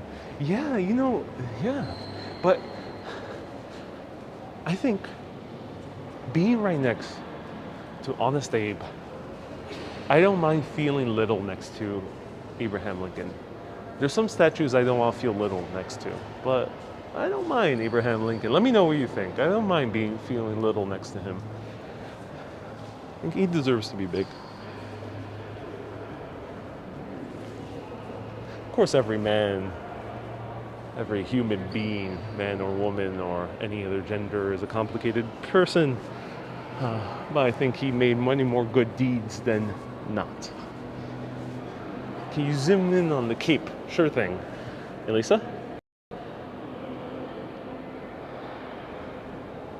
This is an emotional experience. Richard gives a $10 Australian super chat. Thank you so much. 10 Aussie dollars. You just sponsored part of this broadcast, along with 4K Wander, Nags, and many other people.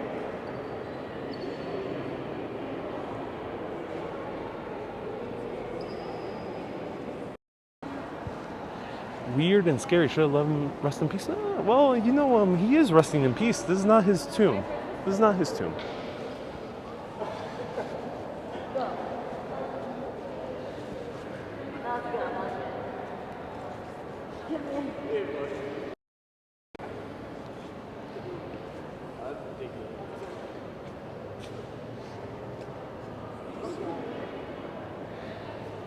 Now, Daniel Chester French, the sculptor of this monument, wanted to capture Abraham Lincoln when he looked very weary during the middle of the war.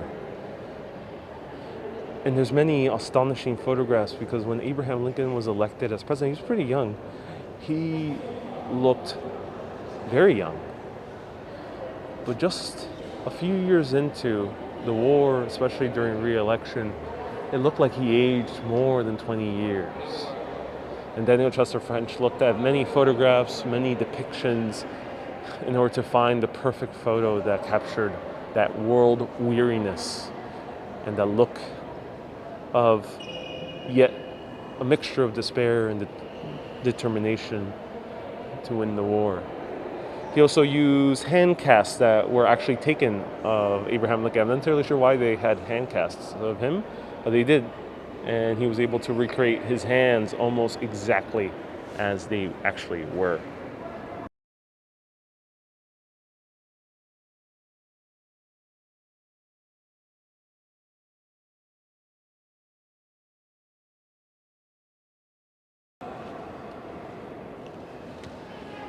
Marble. This should be marble.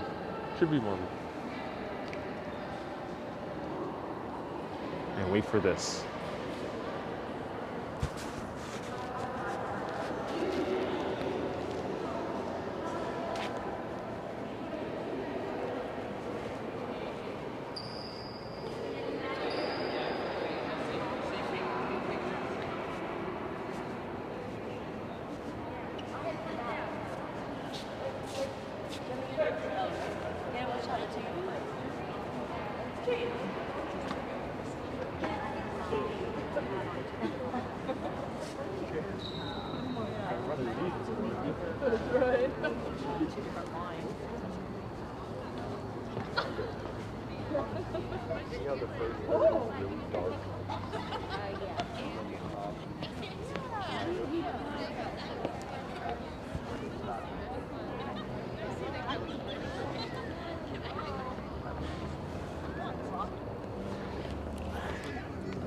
Take a seat in order to enjoy the majesty.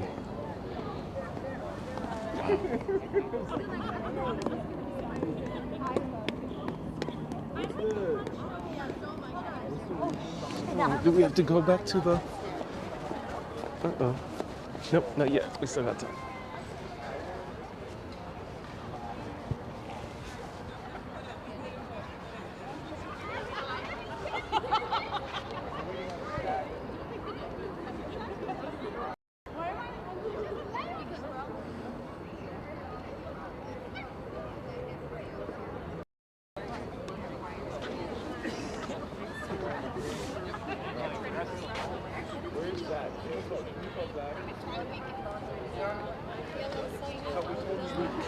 Can you sit beside me? Yes, of course. Let's grab a seat over here.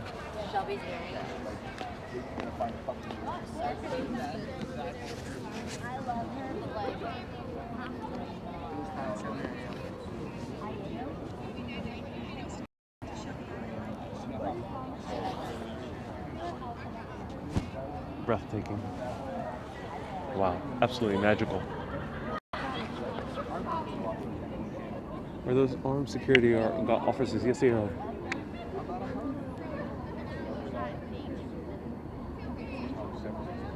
What are those greenish lights at your left? Well, they're the UFOs that have been popping up in the nation's capital for the past few days. No one knows exactly what they are. I'm just joking. That did happen in 1952, though. Where those lights that you're seeing are reflections from the camera. I'm not terribly sure why. I'm not sure if it's a defect with my particular camera or if it's some type of kind of quirk of the iPhone 11 camera. I'm not entirely sure.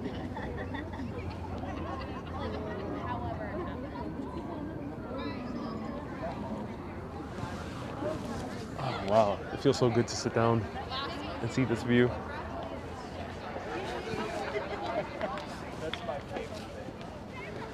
1952, July 19th. Lights start popping up in and out in front of the U.S. Capitol. At first, a few people are a bit curious. They go outside and they don't know what to make of it. They might think it's a plane, but those lights move very quickly, up and down, forward and away, in weird right angles. It doesn't look quite like an aurora borealis. It didn't look like an airplane or a weather balloon because the lights were going much faster than what was possible during that time. Dozens of calls turned into hundreds. Hundreds of those calls turned into thousands. The U.S. military end up scrambling Air Force planes to go up in the air to pursue these mysterious lights that were popping up on top of the nation's capital. This is all real story covered by many major newspapers. You can read all about it. They go into the air trying to pursue these lights, but then they start swinging fast, right angles, going very quickly. They calculate that these lights were going more than 700 miles per hour, which doesn't sound too quick. But when you look at the speed of planes back then, they didn't go that fast. They went around 400 something miles per hour, something along those lines. No known plane at that time, aircraft, either American, Russian, or anything else, was known to go that quickly. They get very close, but not quite close enough. And then the lights make another huge right turn and move up and disappear off into the night, heading off into the stars above.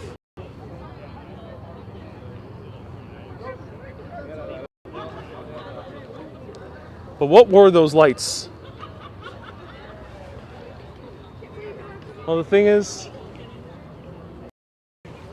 no one knows. No one has a clue. Thousands of people saw this. The US military saw this and they sent airplanes into the air. And then a few days later, Project Blue Book is officiated by the US government. But what is Project Blue Book? It's a governmental agency, a research team that was supposed to look into the UFO phenomenon, because this was not the first sighting seen not by civilians but by military, by major political officials. This was not the first time. Lights were seen ever since the atomic bombs were dropped upon Hiroshima and Nagasaki. Sightings were extremely numerous while the US was testing bigger and bigger atomic bombs. Sightings were not limited to Washington, D.C. They were seen right by nuclear test sites as well by major military officials. Project Blue Book apparently came to no conclusions. And shortly thereafter, the military officially said that it was a weather balloon. All true story. Who knows what it actually was? Maybe it was a weather balloon.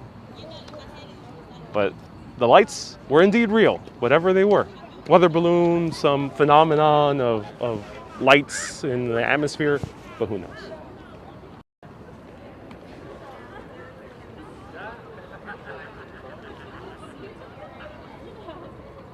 Swamp gas, yeah, it could be swamp gas. I've got 6 minutes, okay.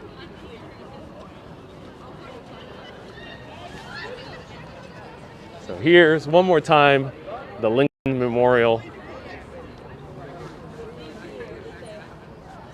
I need a torch and a blanket. All right, let's go back to the bus. Could you take a photo of us? I'll try my best, yeah. I gotta hold this camera though. Can you do that?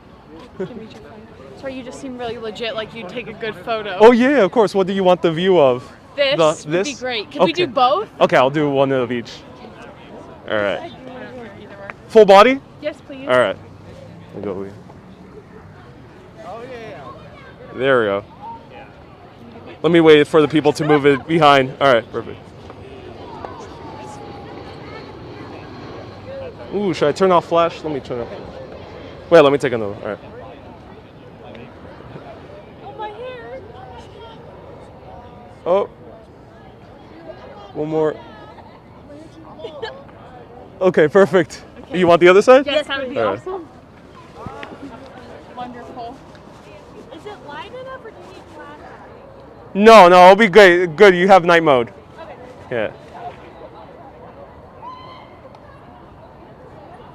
All right, right there. Wait, thank you. Oh, What? thank you. Thank you. Yeah, have a great day. Wonderful. Bye-bye. You too. All right, off to the bus. I hope the photos came out good. I'll try to hold it still. That was a wonderful view, everyone.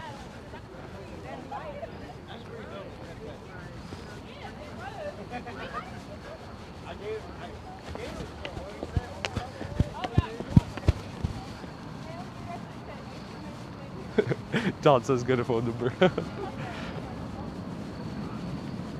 Sanitize your hands. All right. I got wipes, luckily. All right, there we go. That was a quick photo. I did my best. I have to catch the bus.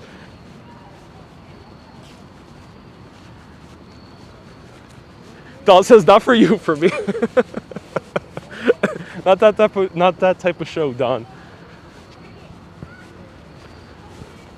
All right, let's go back to Just Joe. I think we have one final stop, as far as I know, maybe. Iwo Jima, maybe. Look at that majesty. We can't see the Washington Monument anymore. But we're off to see the Wizard of Oz. All right, let's go. You made them very happy. I'm so glad I did. I hope the photos came out well. In dark, you had to be really steady. I only had one hand. Do not make any jokes from that.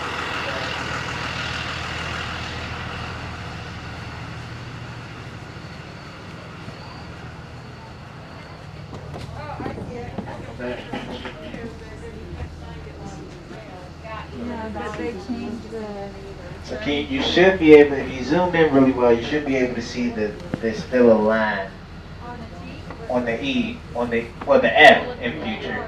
The F.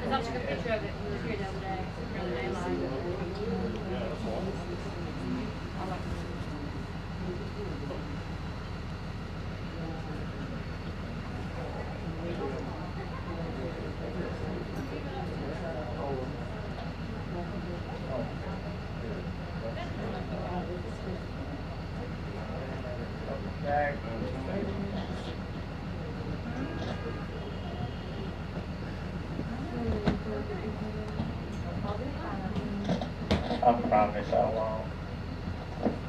I'm not taking no Benadryl until the next stop. Oh.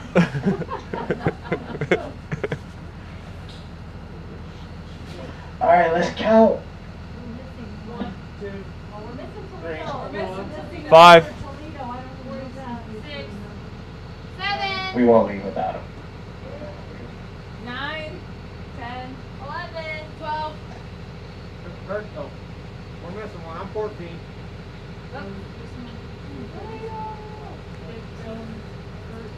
We're mixed up. You can't Are we count only without missing Toledo? Are we only missing Yeah. Toledo? Yeah, we're missing Toledo. Tyler out there. And he's really a Rockets fan.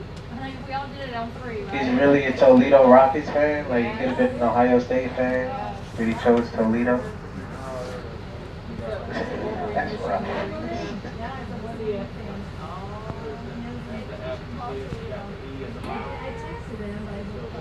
That's so cool. We found it. Found Toledo. The F. Oh, you found it. We're still looking for Toledo. It's past everybody's bedtime. We're all just circling back around on conversations. But you can see the line, right? Yeah. Yeah. What's this one? They, when they described the wall, they messed up future. And they put EU instead of F, and they filled in the bottom leg of the E to make it F. That's crazy. That's a bummer. Like, whoever described it was probably like, oh, man. You had one job to do. I mean, it was only 9,000 letters. And they didn't have spell check back then, right? Just for real. Wow. Toledo is on his way. No problem. Should we do a countdown and scare him? Like start from 10 and everybody start counting down and see if he runs? I think we all applaud when he gets here, though. Yeah, That'll be good. Yeah, we can all go on.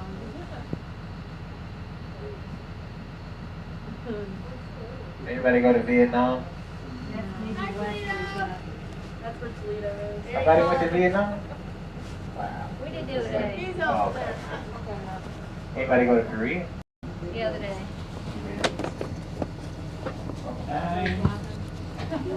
I didn't know if the Korean one would be. We can pick up at 9. Okay, we made it. All right, Toledo. Number 9 is here, In right? the house. So we got everybody, right? Nobody's missing a neighbor?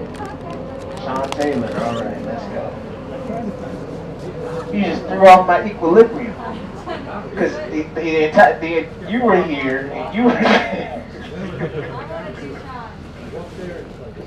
You're Sean Taylor.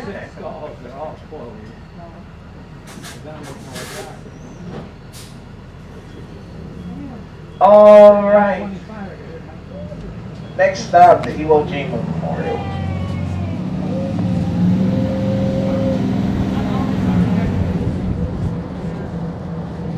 All right, we got another trivia question for you all.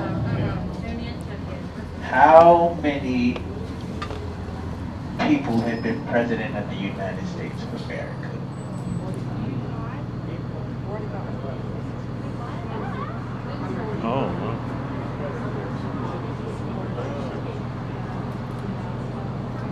It's not as easy as you think, but it's also not as difficult as you think.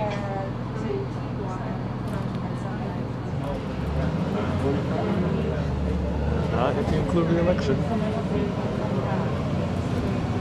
And FDR Yeah, I just want me to tell you. 44. Donald Trump is the 45th president of the United States of America, but he's the 44th person to be president of the United States of America. Now, if you serve 2 consecutive terms, that doesn't affect the count at all. Like George Washington was the first president, he served 2 terms, he's still the first president. The next guy would still be the second president. The only way the count gets messed up is if you serve 2 non-consecutive terms, a la Grover Cleveland, 22nd and 24th president of the country. Just throwing off the count a bit. To your right, you'll be able to see the Watergate. I'm sure it's not going to be what you were expecting, but this staircase here, right, is a Watergate. It was supposed to be a grand entrance for foreign dignitaries arriving in Washington via the Potomac River. But airplanes came along. Now it's just a giant irrelevant staircase that leads to nothing. I'll show you the Watergate Complex in a few. That's probably what you were expecting to see. To your right, the building with the oddly shaped roof behind the trees there is the United States Institute of Peace. The roof is designed to resemble the wings of a dove, which is, considered the universal symbol of peace. Then to your left, behind those trees, you can see the John F. Kennedy Memorial Center for the Performing Arts. A lot of people believe that JFK doesn't have a memorial here in D.C., but that's a living memorial for him right there. And I want you to look to the right of the Kennedy Center down. There are 2 circular buildings with red lights at the top of them. That's the Watergate Complex there. That's where the Watergate scandal took place. Now we're making our way over to the Iwo Jima Memorial, which is more properly known as the United States Marine Corps War Memorial. This memorial is based upon a picture taken in 1945 on the island of Iwo Jima. And during World War II, the U.S. would set up these long-range bombing bases on the Mariana Islands. So our plan was to send bomber planes from the Marianas to Japan. Those bomber planes could make the trip there and back without having to stop to refuel, and at least by those days standards, pretty large fuel tanks. But they needed to be accompanied by fighter planes, which had smaller fuel tanks. Couldn't make the round trip without stopping, so we needed somewhere in between the two where we'd be able to refuel our planes or set up airfields that would support raids on mainland Japan. And nearly directly between the two, Iwo Jima. So we decided we capture this island. And it's a battle where we expected less Japanese resistance than what we actually received. We outnumbered Japan about 3-1 during this battle. 75,000 service members were sent over to Iwo Jima. Of those 75,000 service members we sent there were about 26,000 American casualties during the battle. During that island, there were over 6,800 U.S. fatalities. But also there on that island, there was a flag raising that took place. Flag raising gave many Americans a will to continue to fight during World War II, and it's depicted directly ahead of the trolley now. Ahead of us, you see 6 service members raising a flag at the top of Mount Suribachi, which is the highest point on the island. To get the idea of how high they had to climb to raise that flag. Suribachi at its peak is about 540 feet above sea level, so it's nearly as high as the monument is tall. And the flag raising we see depicted at the memorial was actually the second time an American flag was raised. It was the previous one about 3 or 4 hours prior to the more famous of the two. And as that first flag was raised, the Secretary of the Navy at the time, James Forrestal, just arrived to the island. He witnessed the flag go up from his ship. Forrestal was so caught up in the moment, he decided he wants that flag as a souvenir for himself, which angered the commander of the 2nd Battalion. It was his battalion who raised the flag there, believed it belonged in their possession, and to make sure it remained in their possession, he ordered a runner-up to the top of Suribachi to secure that flag and replace it with the second one. The second flag raising took place. There was a photograph taken. As I mentioned earlier, that's what this memorial is based upon. And in that photo, there were 6 flag raisers. Here at the memorial, they sculpted 6 flag raisers. But 2 of the gentlemen they sculpted here weren't in the actual photo. That might be a little confusing now, but once we depart from this topic and explain it, I promise it'll make a lot more sense. But I still want to name the 6 gentlemen they originally sculpted here. Yeah, Sergeant Michael Strank, Corporal Holland Block, PFC Ira Hayes, PFC Franklin Sousley, and then the only flag raiser memorial spot here. Technically wasn't a Marine, he was a Navy corpsman. Pharmacist made John Bradley. Pretty gagging if I didn't name him. To your right, entrance to Fort Myer, which is a military base, which means you should take a picture of it. If you do take a picture of the guy inside of that guardhouse, there will come on board and try to take your phone from you. You'll never see your Siri again. So don't let him catch you taking a picture of that. And we just entered into an area that many consider very sacred land, myself included. I'm sure you all will be in agreement once you spot the rows and rows of graves like those who have courageously risked or given their lives fighting for the freedom of our country. We're in Arlington National Cemetery to our right. It's the final resting place for over 400,000 courageous Americans. And what I want to do right now, honor these courageous souls with a moment of silence.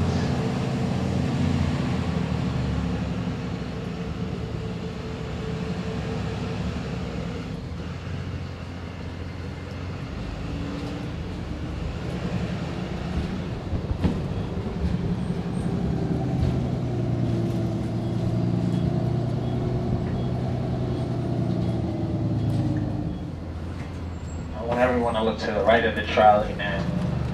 See the Lincoln Memorial, Washington Monument, U.S. Capitol all aligned. It's a beautiful view. And I just want you all to be reminded that this view you have right now wouldn't be possible if not for the sacrifice made by the men and women of our armed forces. And sacrifice is what I want the theme for this portion of the tour to be. Actually, half of the flag raisers you'll see here at the memorial made the ultimate sacrifice for our country. Half of them would survive the battle for you, including the first one you more than likely notice. The more you come into our view here, you'll probably spot Harlan Block first. It's in the front of the memorial with his hand at the bottom of the flagpole there. When the picture was released to the public, originally Harlan Block was mistaken for a Marine by the name of Henry Hansen. This is until one of the three survivors found out about this. Ira Hayes, she heard the news, approached government officials. I don't know, there's a case of mistaken identity that was Harlan Block rather than Hansen we raised the flag with. And government officials told Ira to keep hush about this. They already officially released the names of those flag raisers. They didn't want him stirring the pot. But Ira didn't keep hush. He actually hitchhiked all the way from his hometown of Arizona all the way to Texas to speak with the parents of Harlan Block and let them know that was their child. And giving them that piece of information really only confirmed their suspicions, especially Harlan's mom. Somehow, upon seeing the photos, she immediately had to go, feeling that was her child. Which is amazing because from the original angle that the picture was taken, you couldn't see his face like we can right now. You can only see his back. But I guess it was mother's instinct. When she heard from Ira, she wrote a letter to her congressman. With an investigation conducted, they were able to conclude it was Harlan rather than Hansen. So raise the flag. You lock your eyes to the flag right now, and eventually you'll notice there's an illusion here at the memorial. So you circle around, it will appear that the flag is being raised and then lowered again. Oh. If you're looking to your left right about now, it should appear to be standing nearly straight. You can also see the hands of Ira Hayes from here. He's in the rear of the memorial. The only one who doesn't have both of his hands on the pole.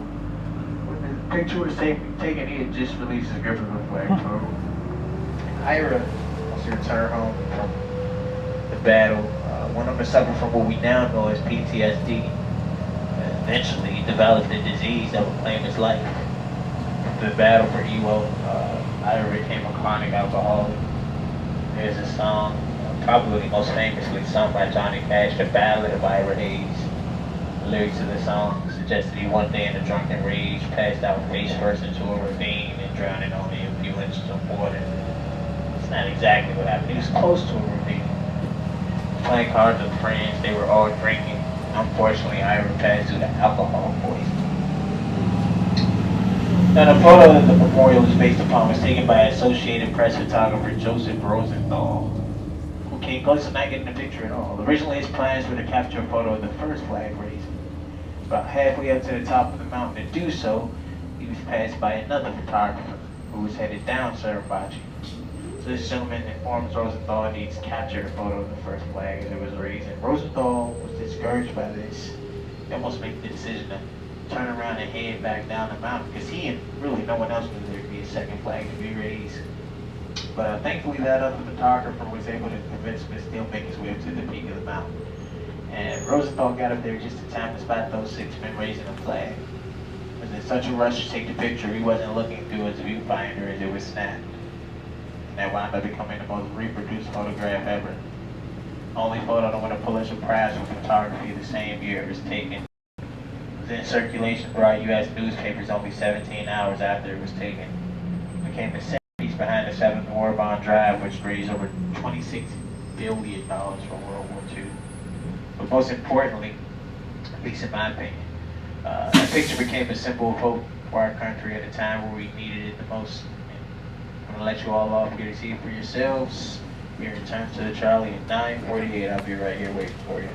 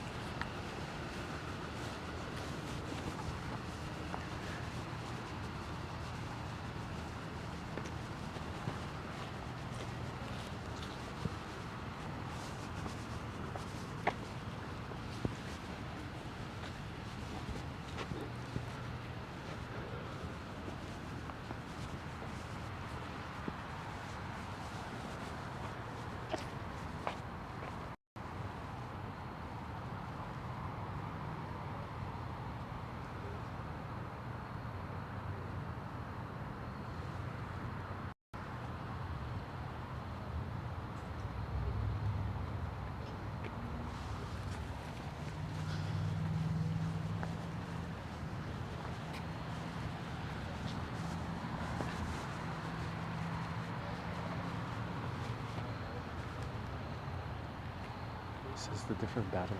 Philippine Insurrection, 1898. Boxer Rebellion, 1900. Nicaragua, 1912. Veracruz, 1915. Lebanon, 1981 to 1984.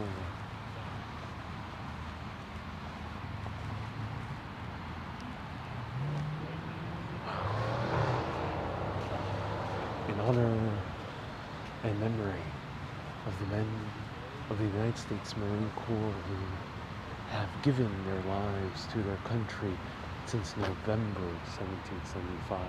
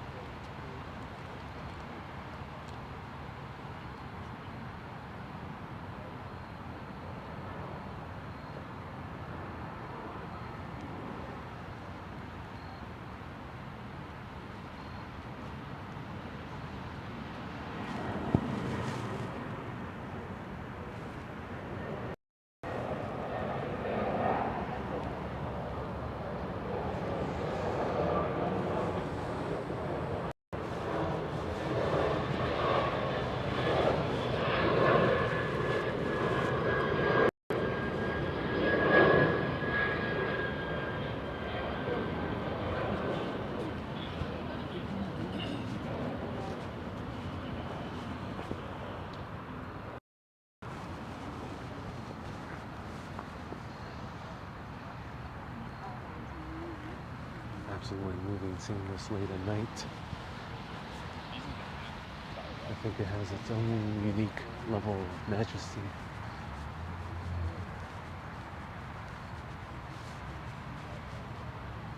Especially for the ability to see this memorial that is much farther away from the other memorials. Yeah, this tour is definitely worth $40. And there, it's framed by the moonlight.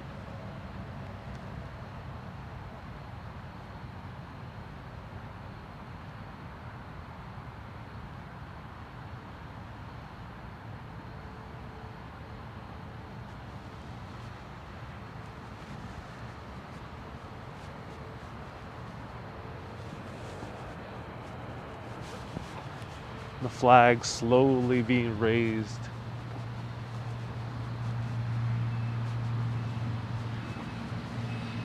Amongst the pitch darkness of a Washington night.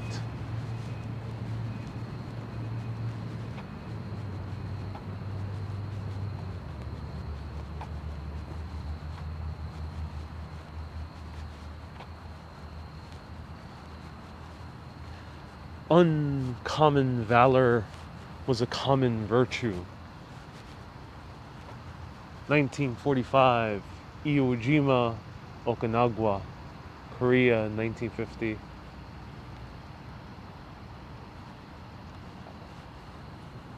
I had many family members from my grandfather's generation. Before my other grandfather served in the Korean War, many others served in World War II.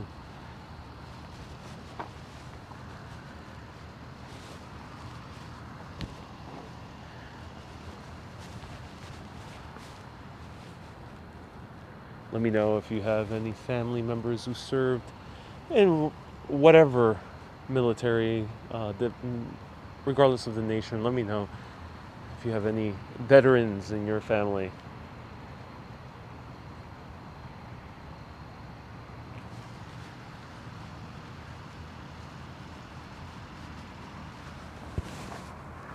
More zoom in before we go back to the bus.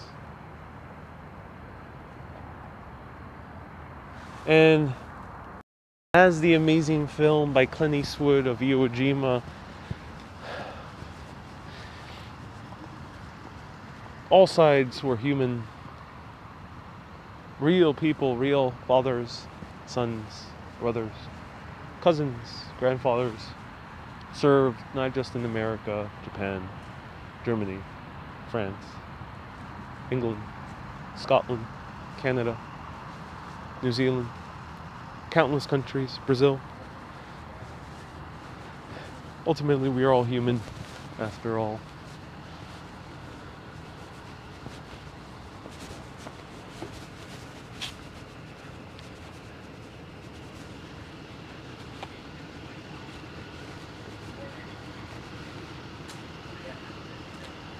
Justine, grandfather, World War II, dad, Vietnam. Oh wow. And brother, Afghanistan. Oh, thank your brother for his service. Let's go back on the bus. Old Town Trolley Tours.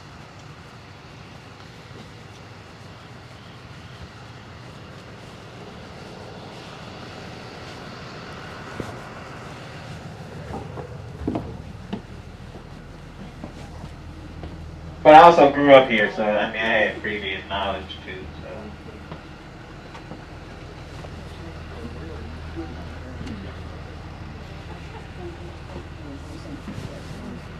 I think of all of our drivers, only 3 of our drivers are like actual Washingtonians. So that helps, I guess, to manage.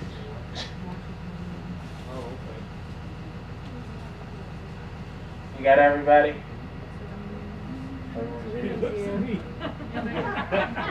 Is Toledo Yeah, here? Toledo's here. Toledo's here, we're good. Yeah, Toledo like that. Alright, let's rock and roll. We should be back to the Welcome Center where we started in 10, 15 minutes. Give you a heads up so you know when to call your Uber. I'll let you know when you're 5 minutes away. So I mentioned that half of the flag raisers survived the battle, half did. First one to lose his life was Michael Strang. He was unfortunately killed by friendly fire. A few hours later is when Harlan Block lost his life. He was killed by a Japanese mortar shell. And then towards the end of the battle, at this point the island was nearly secure. Franklin Sossley was walking down an open road. He was shot in the back by a Japanese sniper.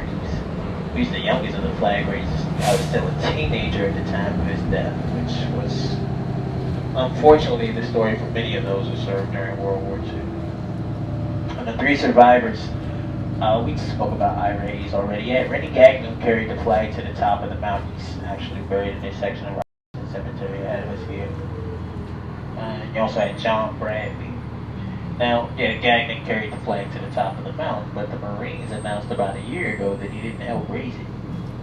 when the second flag was being raised, he was insisting in taking down the first flag. So instead of gagging there at the memorial, they said it should have been a Marine by the name of Harold Keller. They said that was announced about a year ago. About 4 years ago, when the Marine Corps announced that instead of John Bradley being depicted there at the memorial, it should have been a Marine by the name of Harold Schultz. So Harold Keller instead of Gagnon, or Schultz instead of Bradley. I'm giving you that information because, you know, I have to give you the facts. But obviously I don't want to take your opinion on those men. I don't think it affects their heroics at all, because we found out they didn't raise a flag. That's not, well, at least that's not why I believe they were heroes. I think what made them heroes was they put their lives on the line for our freedom and our country. And I mean, Bradley, like, he received the Navy Cross when he returned home. It's like just underneath the Medal of Honor. Saved two of his comrades' lives by dragging them over 150 yards through gunfire. He was wounded himself during the battle. So like I said, I don't want to take your opinion on those men. I definitely don't want to take your opinion on the memorial itself, because that memorial isn't just about showing appreciation for the flag raisers. It's about showing appreciation for the valiant effort that our Marines and our military as a whole has put forth in order to ensure we're able to experience this great democracy here in our United States of America. And a quote I read, I must have been about 13 years old when I read it, but it's always stuck with me. It says, "The nation that forgets its defenders is a nation that soon itself will be forgotten." I never like to let any of our defenders feel like they're forgotten or underappreciated. I don't know if we have anyone serve in armed forces on the trolley right now, but just in case we do, let's show them my appreciation and give them a round of applause.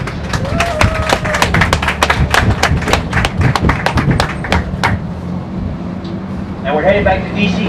I didn't even mention this, but we were in Arlington County, Virginia back there, which is, random fact, the 6th smallest county in the country.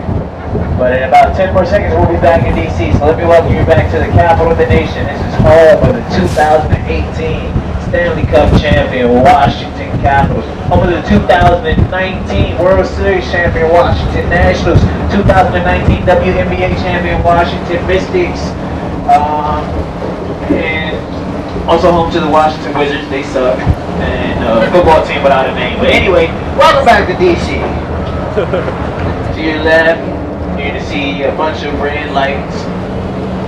Most of them are blinking, but there are two constant red lights over there. Those two towers with the constant red lights, it's the National Cathedral. It sits at the second highest point above sea level here in D.C. Mount St. Albans. It's about 400 feet above sea level. The tallest tower in the cathedral is 276 feet tall. You climb to the top of that tower, it's as high as you can get here in Washington. Unless you're very, very.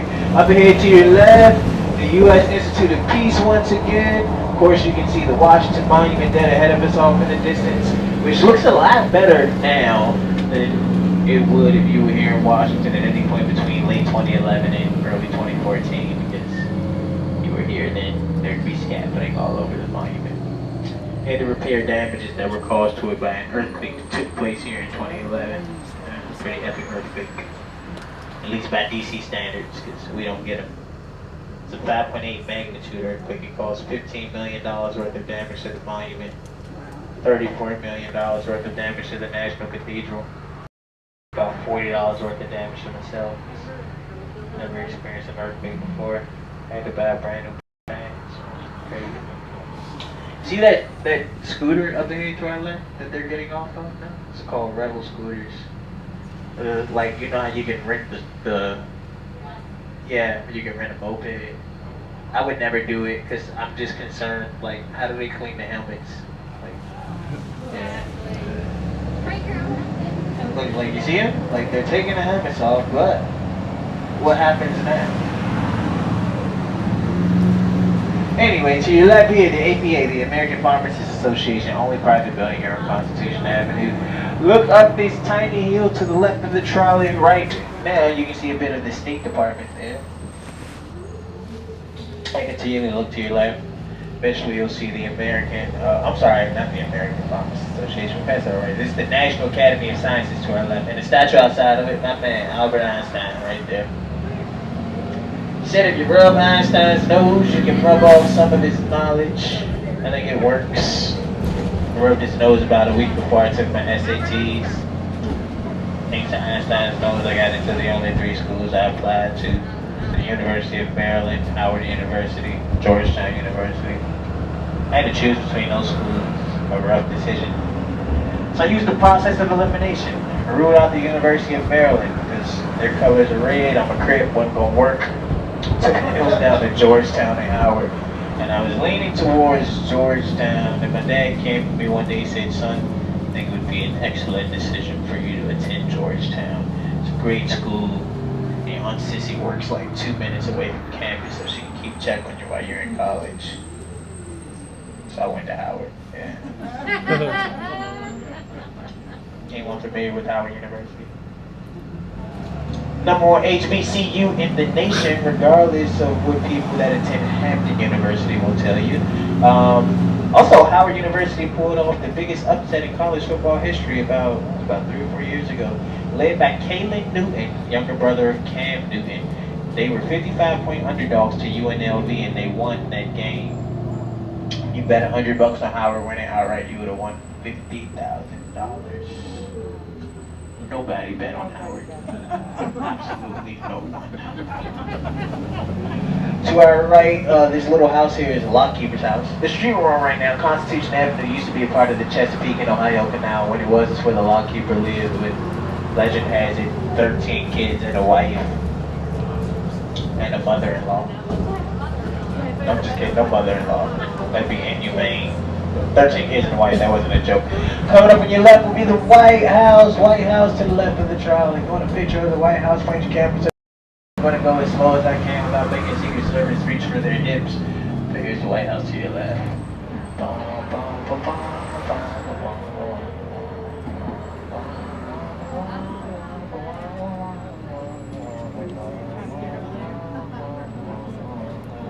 Everybody see that flag up on the top of the White House? It means absolutely nothing.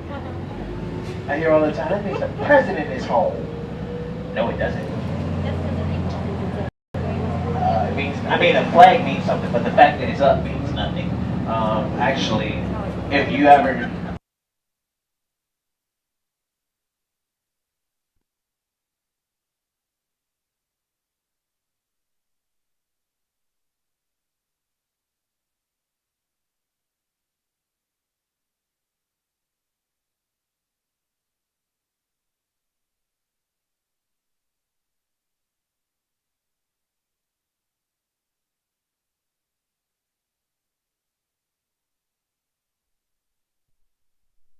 Amazing food. It serves soul food, including shrimp and grits. Raise your hand if you've ever had shrimp and grits. Only like 6 people? Raise your hands if you've ever had grits by itself. It's like half the trolley. What y'all eat for breakfast? Raise your hands if you've never had grits. Wow. Have you ever had oatmeal? You've had oatmeal. Grits and oatmeal are in the same family. Grits will be the very attractive, very successful cousin of oatmeal, but they're in the same family. You gotta try some grits. You just gotta make sure you eat it right. Like 1 bowl of grits, you need a stick of butter. I do sugar sometimes. This to your left is the creepiest memorial here in Washington. It's a Boy Scout memorial. You can't really see it. They don't light it up at night. That's probably a good thing. It's really weird, especially with everything that's going on with the Boy Scouts now. But it's a Boy Scout, and then there are 2 adults behind the Boy Scout with their hands on their shoulder, but they're not clothed. I don't know how they got approved.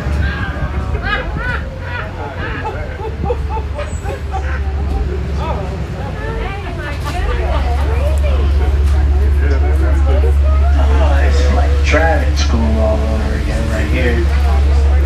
Don't hit the guy on the -5. 10 points for the reacher.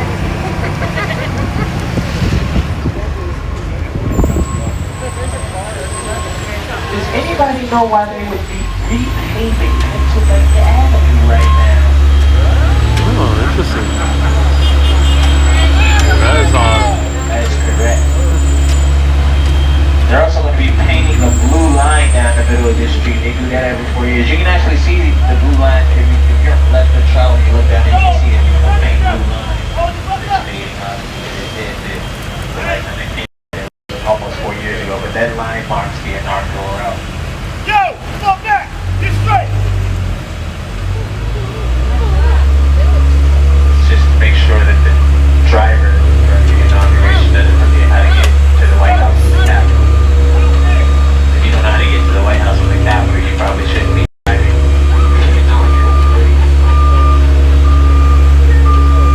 We're about 5 minutes away from the Welcome Center. Got enough time to tell you guys one more story. I'm gonna save it for after we get away from the live construction. Anybody know the construction rule? You guys know the rule for construction? Nobody knows that?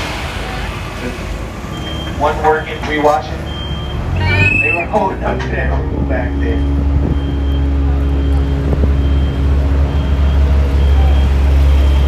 I love that cement.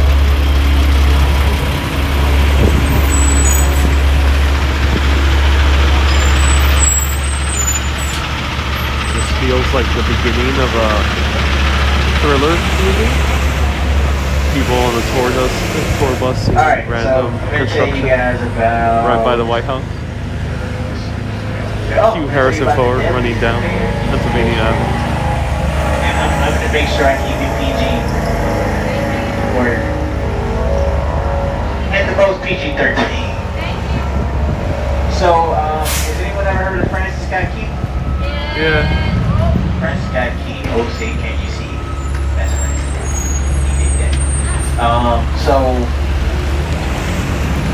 His son's name was Philip R. Key. He was a district attorney here in D.C. I guess he was a nice guy. He said he was like the most eligible bachelor in D.C.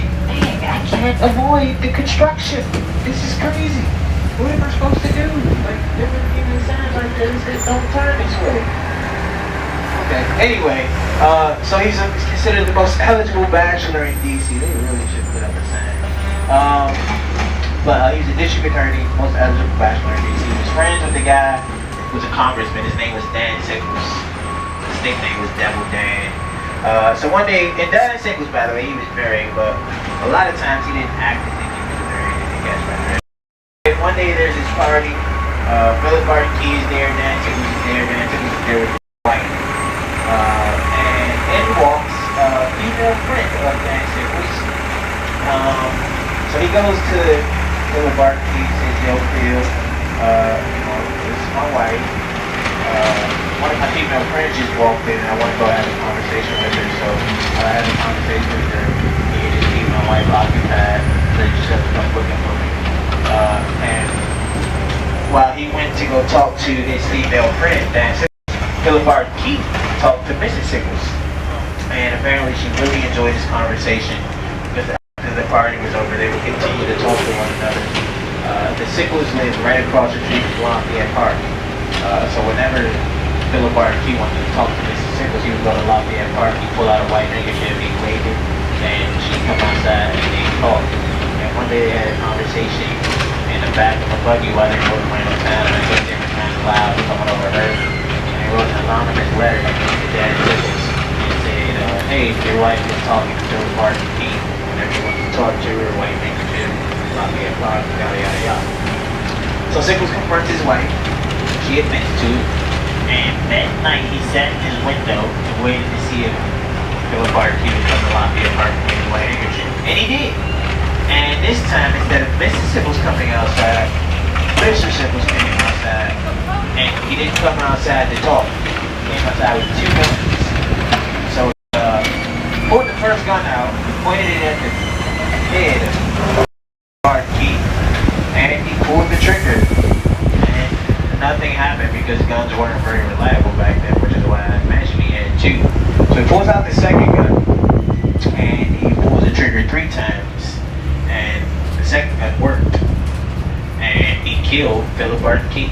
right there in Lafayette Park in front of several witnesses and didn't go to prison for it. Why? That was the first time that temporary insanity was successfully used in defend murder. True story.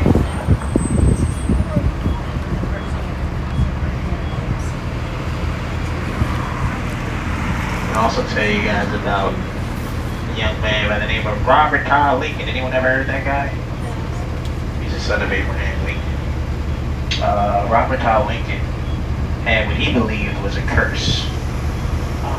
So there were 3 presidential assassinations during his lifetime.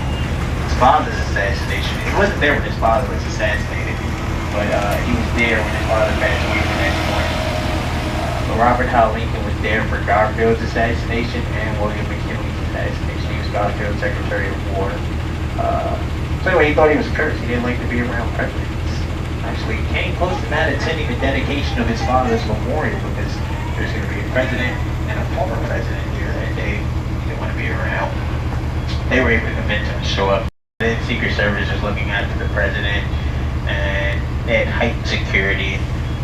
Nobody was assassinated the day Robert Todd Lincoln showed up. He took a picture with William Howard Taft. As soon as he took the picture with William Howard Taft, William Howard Taft scurried away. He didn't want to be close to him anymore. But here's a very interesting story about Robert Todd Lincoln. I don't think he had bad luck with presidents. I think he just had bad luck with train stations.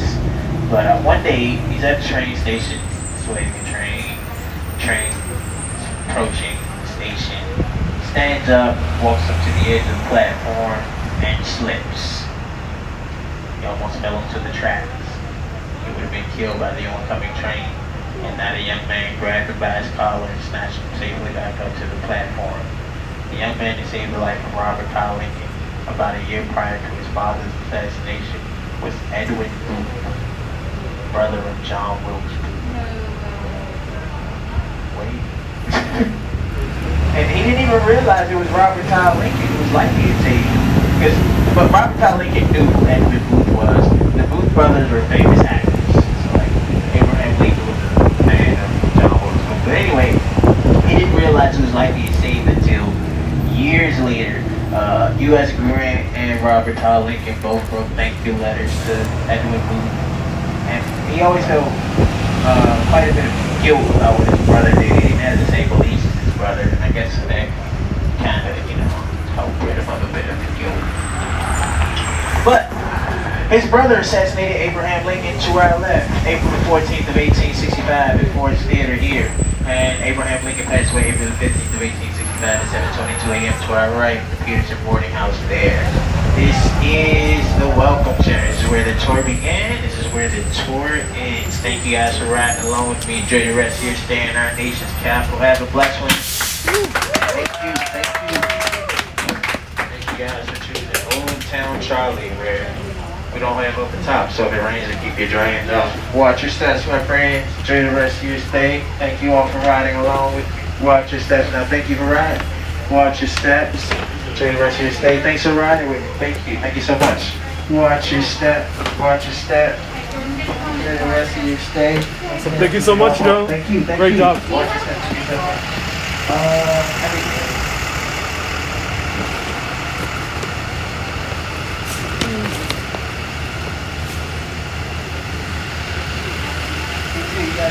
Does he have a Venmo?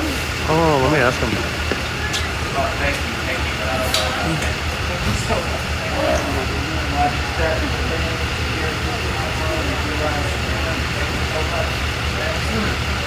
No, I don't think he has a Venmo. But this was just Joe on the Old Town Trolley Tours here in Washington, D.C. That was the entire tour in 2 hours and a half. I imagine with traffic, sometimes it might be a little bit longer than that. Give them 5 stars if you can. On TripAdvisor, if you enjoyed this tour, that's I would say a lot of the tour companies are struggling right now because of COVID. So that would be a big help if you could just give them 5 stars. Don't mention anything about the video, just as if you were on the tour. I gave them $20 in tip. And highly recommend giving as much tip as you can. Thank you everyone who gave a super chat. It went to the tip as well. So 5 stars on Yelp. No, sorry, not Yelp. On TripAdvisor. TripAdvisor is the main site which most tourists use globally. And these guys, any type of tour bus, any tour guide, tomorrow you're going to meet a tour guide at 11 a.m. as well. They depend on good reviews on TripAdvisor. Brings a whole lot of business for them once things get back. So give them 5 stars and specifically mention Joe. So I think if you mention the tour guide, he's more likely to keep getting more shifts if he chooses to do so. So he deserves it. So good tip, excellent tour guide. In my opinion, highly worth the $60. I mean the $40 plus the tip. So highly worth it. It is a wonderful tour filled with so many gems and so many interesting things. So I'll show you the stop and I'll show you one extra bonus place up here before we depart. There's the Hard Rock right here. But this is the stop. The stop is on the Welcome Center. It's right by the Lincoln Waffle Shop.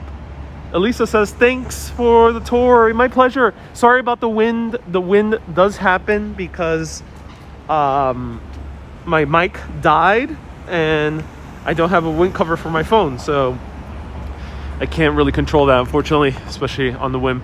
So here's the Ford's Theater, and this is the place where Abraham Lincoln was assassinated, as he mentioned by John Wilkes Booth. And they have the old light over here. Wow.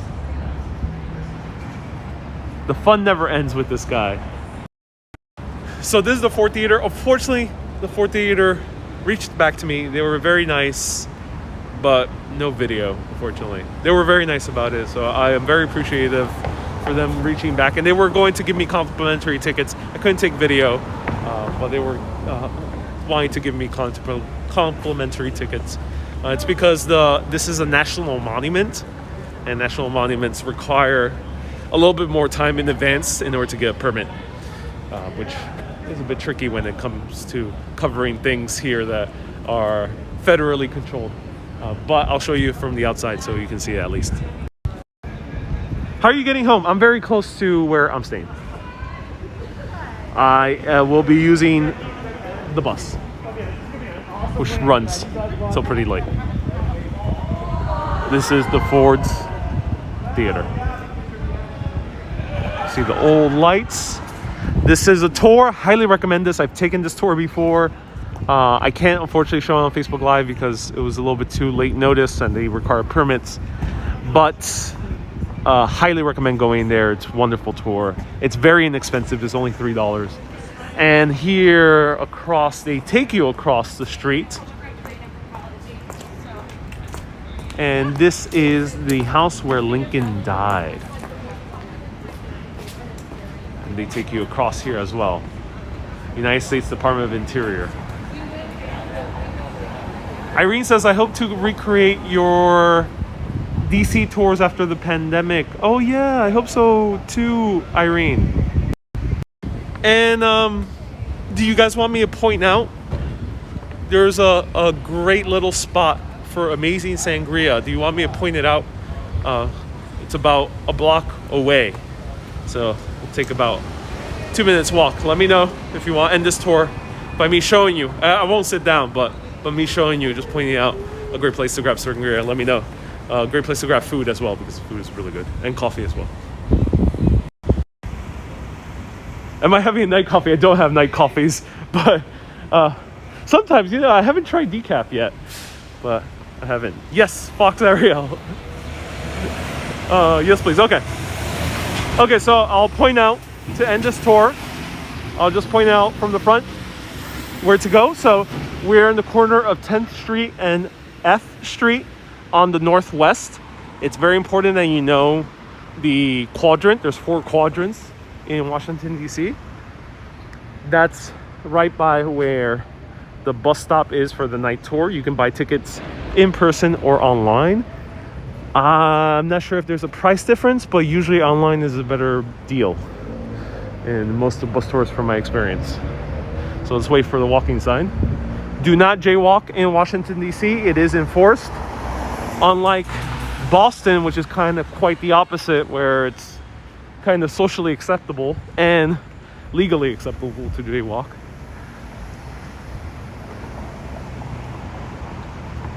I sent you some dinero for pizza and beer. Thank you so much, Don. I do appreciate it. So Don sent a super chat for some pizza and beer. I do appreciate that. I'm gonna definitely enjoy that. Yeah, definitely gonna enjoy that. Maybe I'll stop for that sangria because that sangria was really good. So thank you so much, Don, and thank you everyone for giving that support. We're just around the corner over here. Cool church.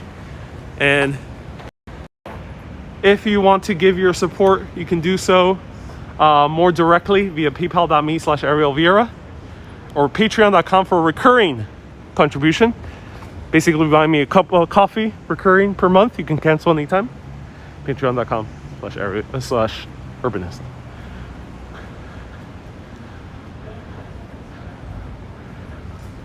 So this is St. Patrick's Parish.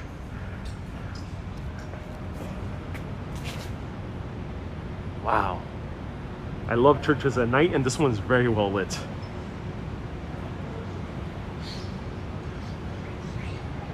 And someone asked, is there going to be a tour tomorrow at 11 a.m. and 1 p.m.? Yes, there will be 2 tours. 11 a.m. is with a expert tour guide. He's been doing this for, I think, more than a decade. His name is Rob. He's also a YouTuber. Awesome practical information about DC. I'm going to ask him as many questions as possible tomorrow. We'll be with him up to an hour. And it'll be your opportunity as well to pick the brain of an expert Washingtonian tour guide.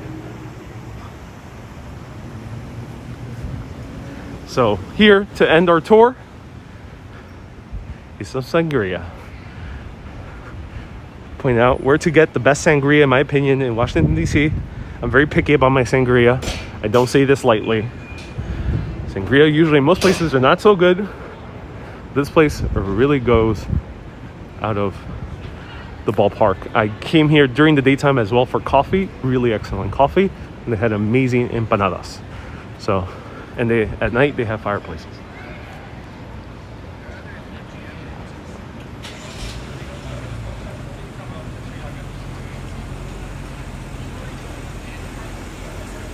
What tour is that one? I don't know. It won't be history. I'll be doing some type of wandering around. So this is Urban Roast. Urban Roast is the place you should check out. And right next to it, they're associated with District Bowl. So amazing sangria here. Highly recommend it. Look at that. Wonderful. It's just a fire to kind of keep warm too. Hey, how's it going? Just shooting the front. You do? Oh, awesome. Oh, cool. Oh, you have s'mores as well. Oh, that's why there's the bonfires. Oh, I didn't know that. That's amazing. Oh, wonderful, man. Come back anytime, man. Awesome. Thank you. I tried the sangria before. Absolutely loved it. Thank you. Yeah. There it is. District Bowl. All right.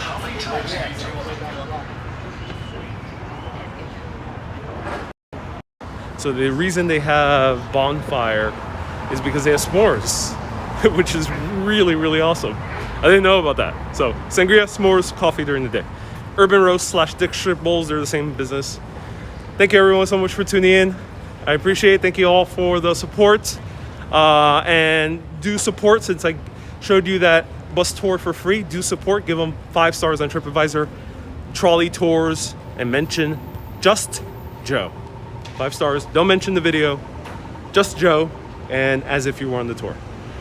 Thank you so much for tuning in. See you tomorrow, 11 a.m. And then followed by another bonus tour at 1 p.m. Keep being awesome, and always keep on exploring. Have a good day, everyone. Bye-bye. Thank you, Cynthia, for doing a review, and everyone else.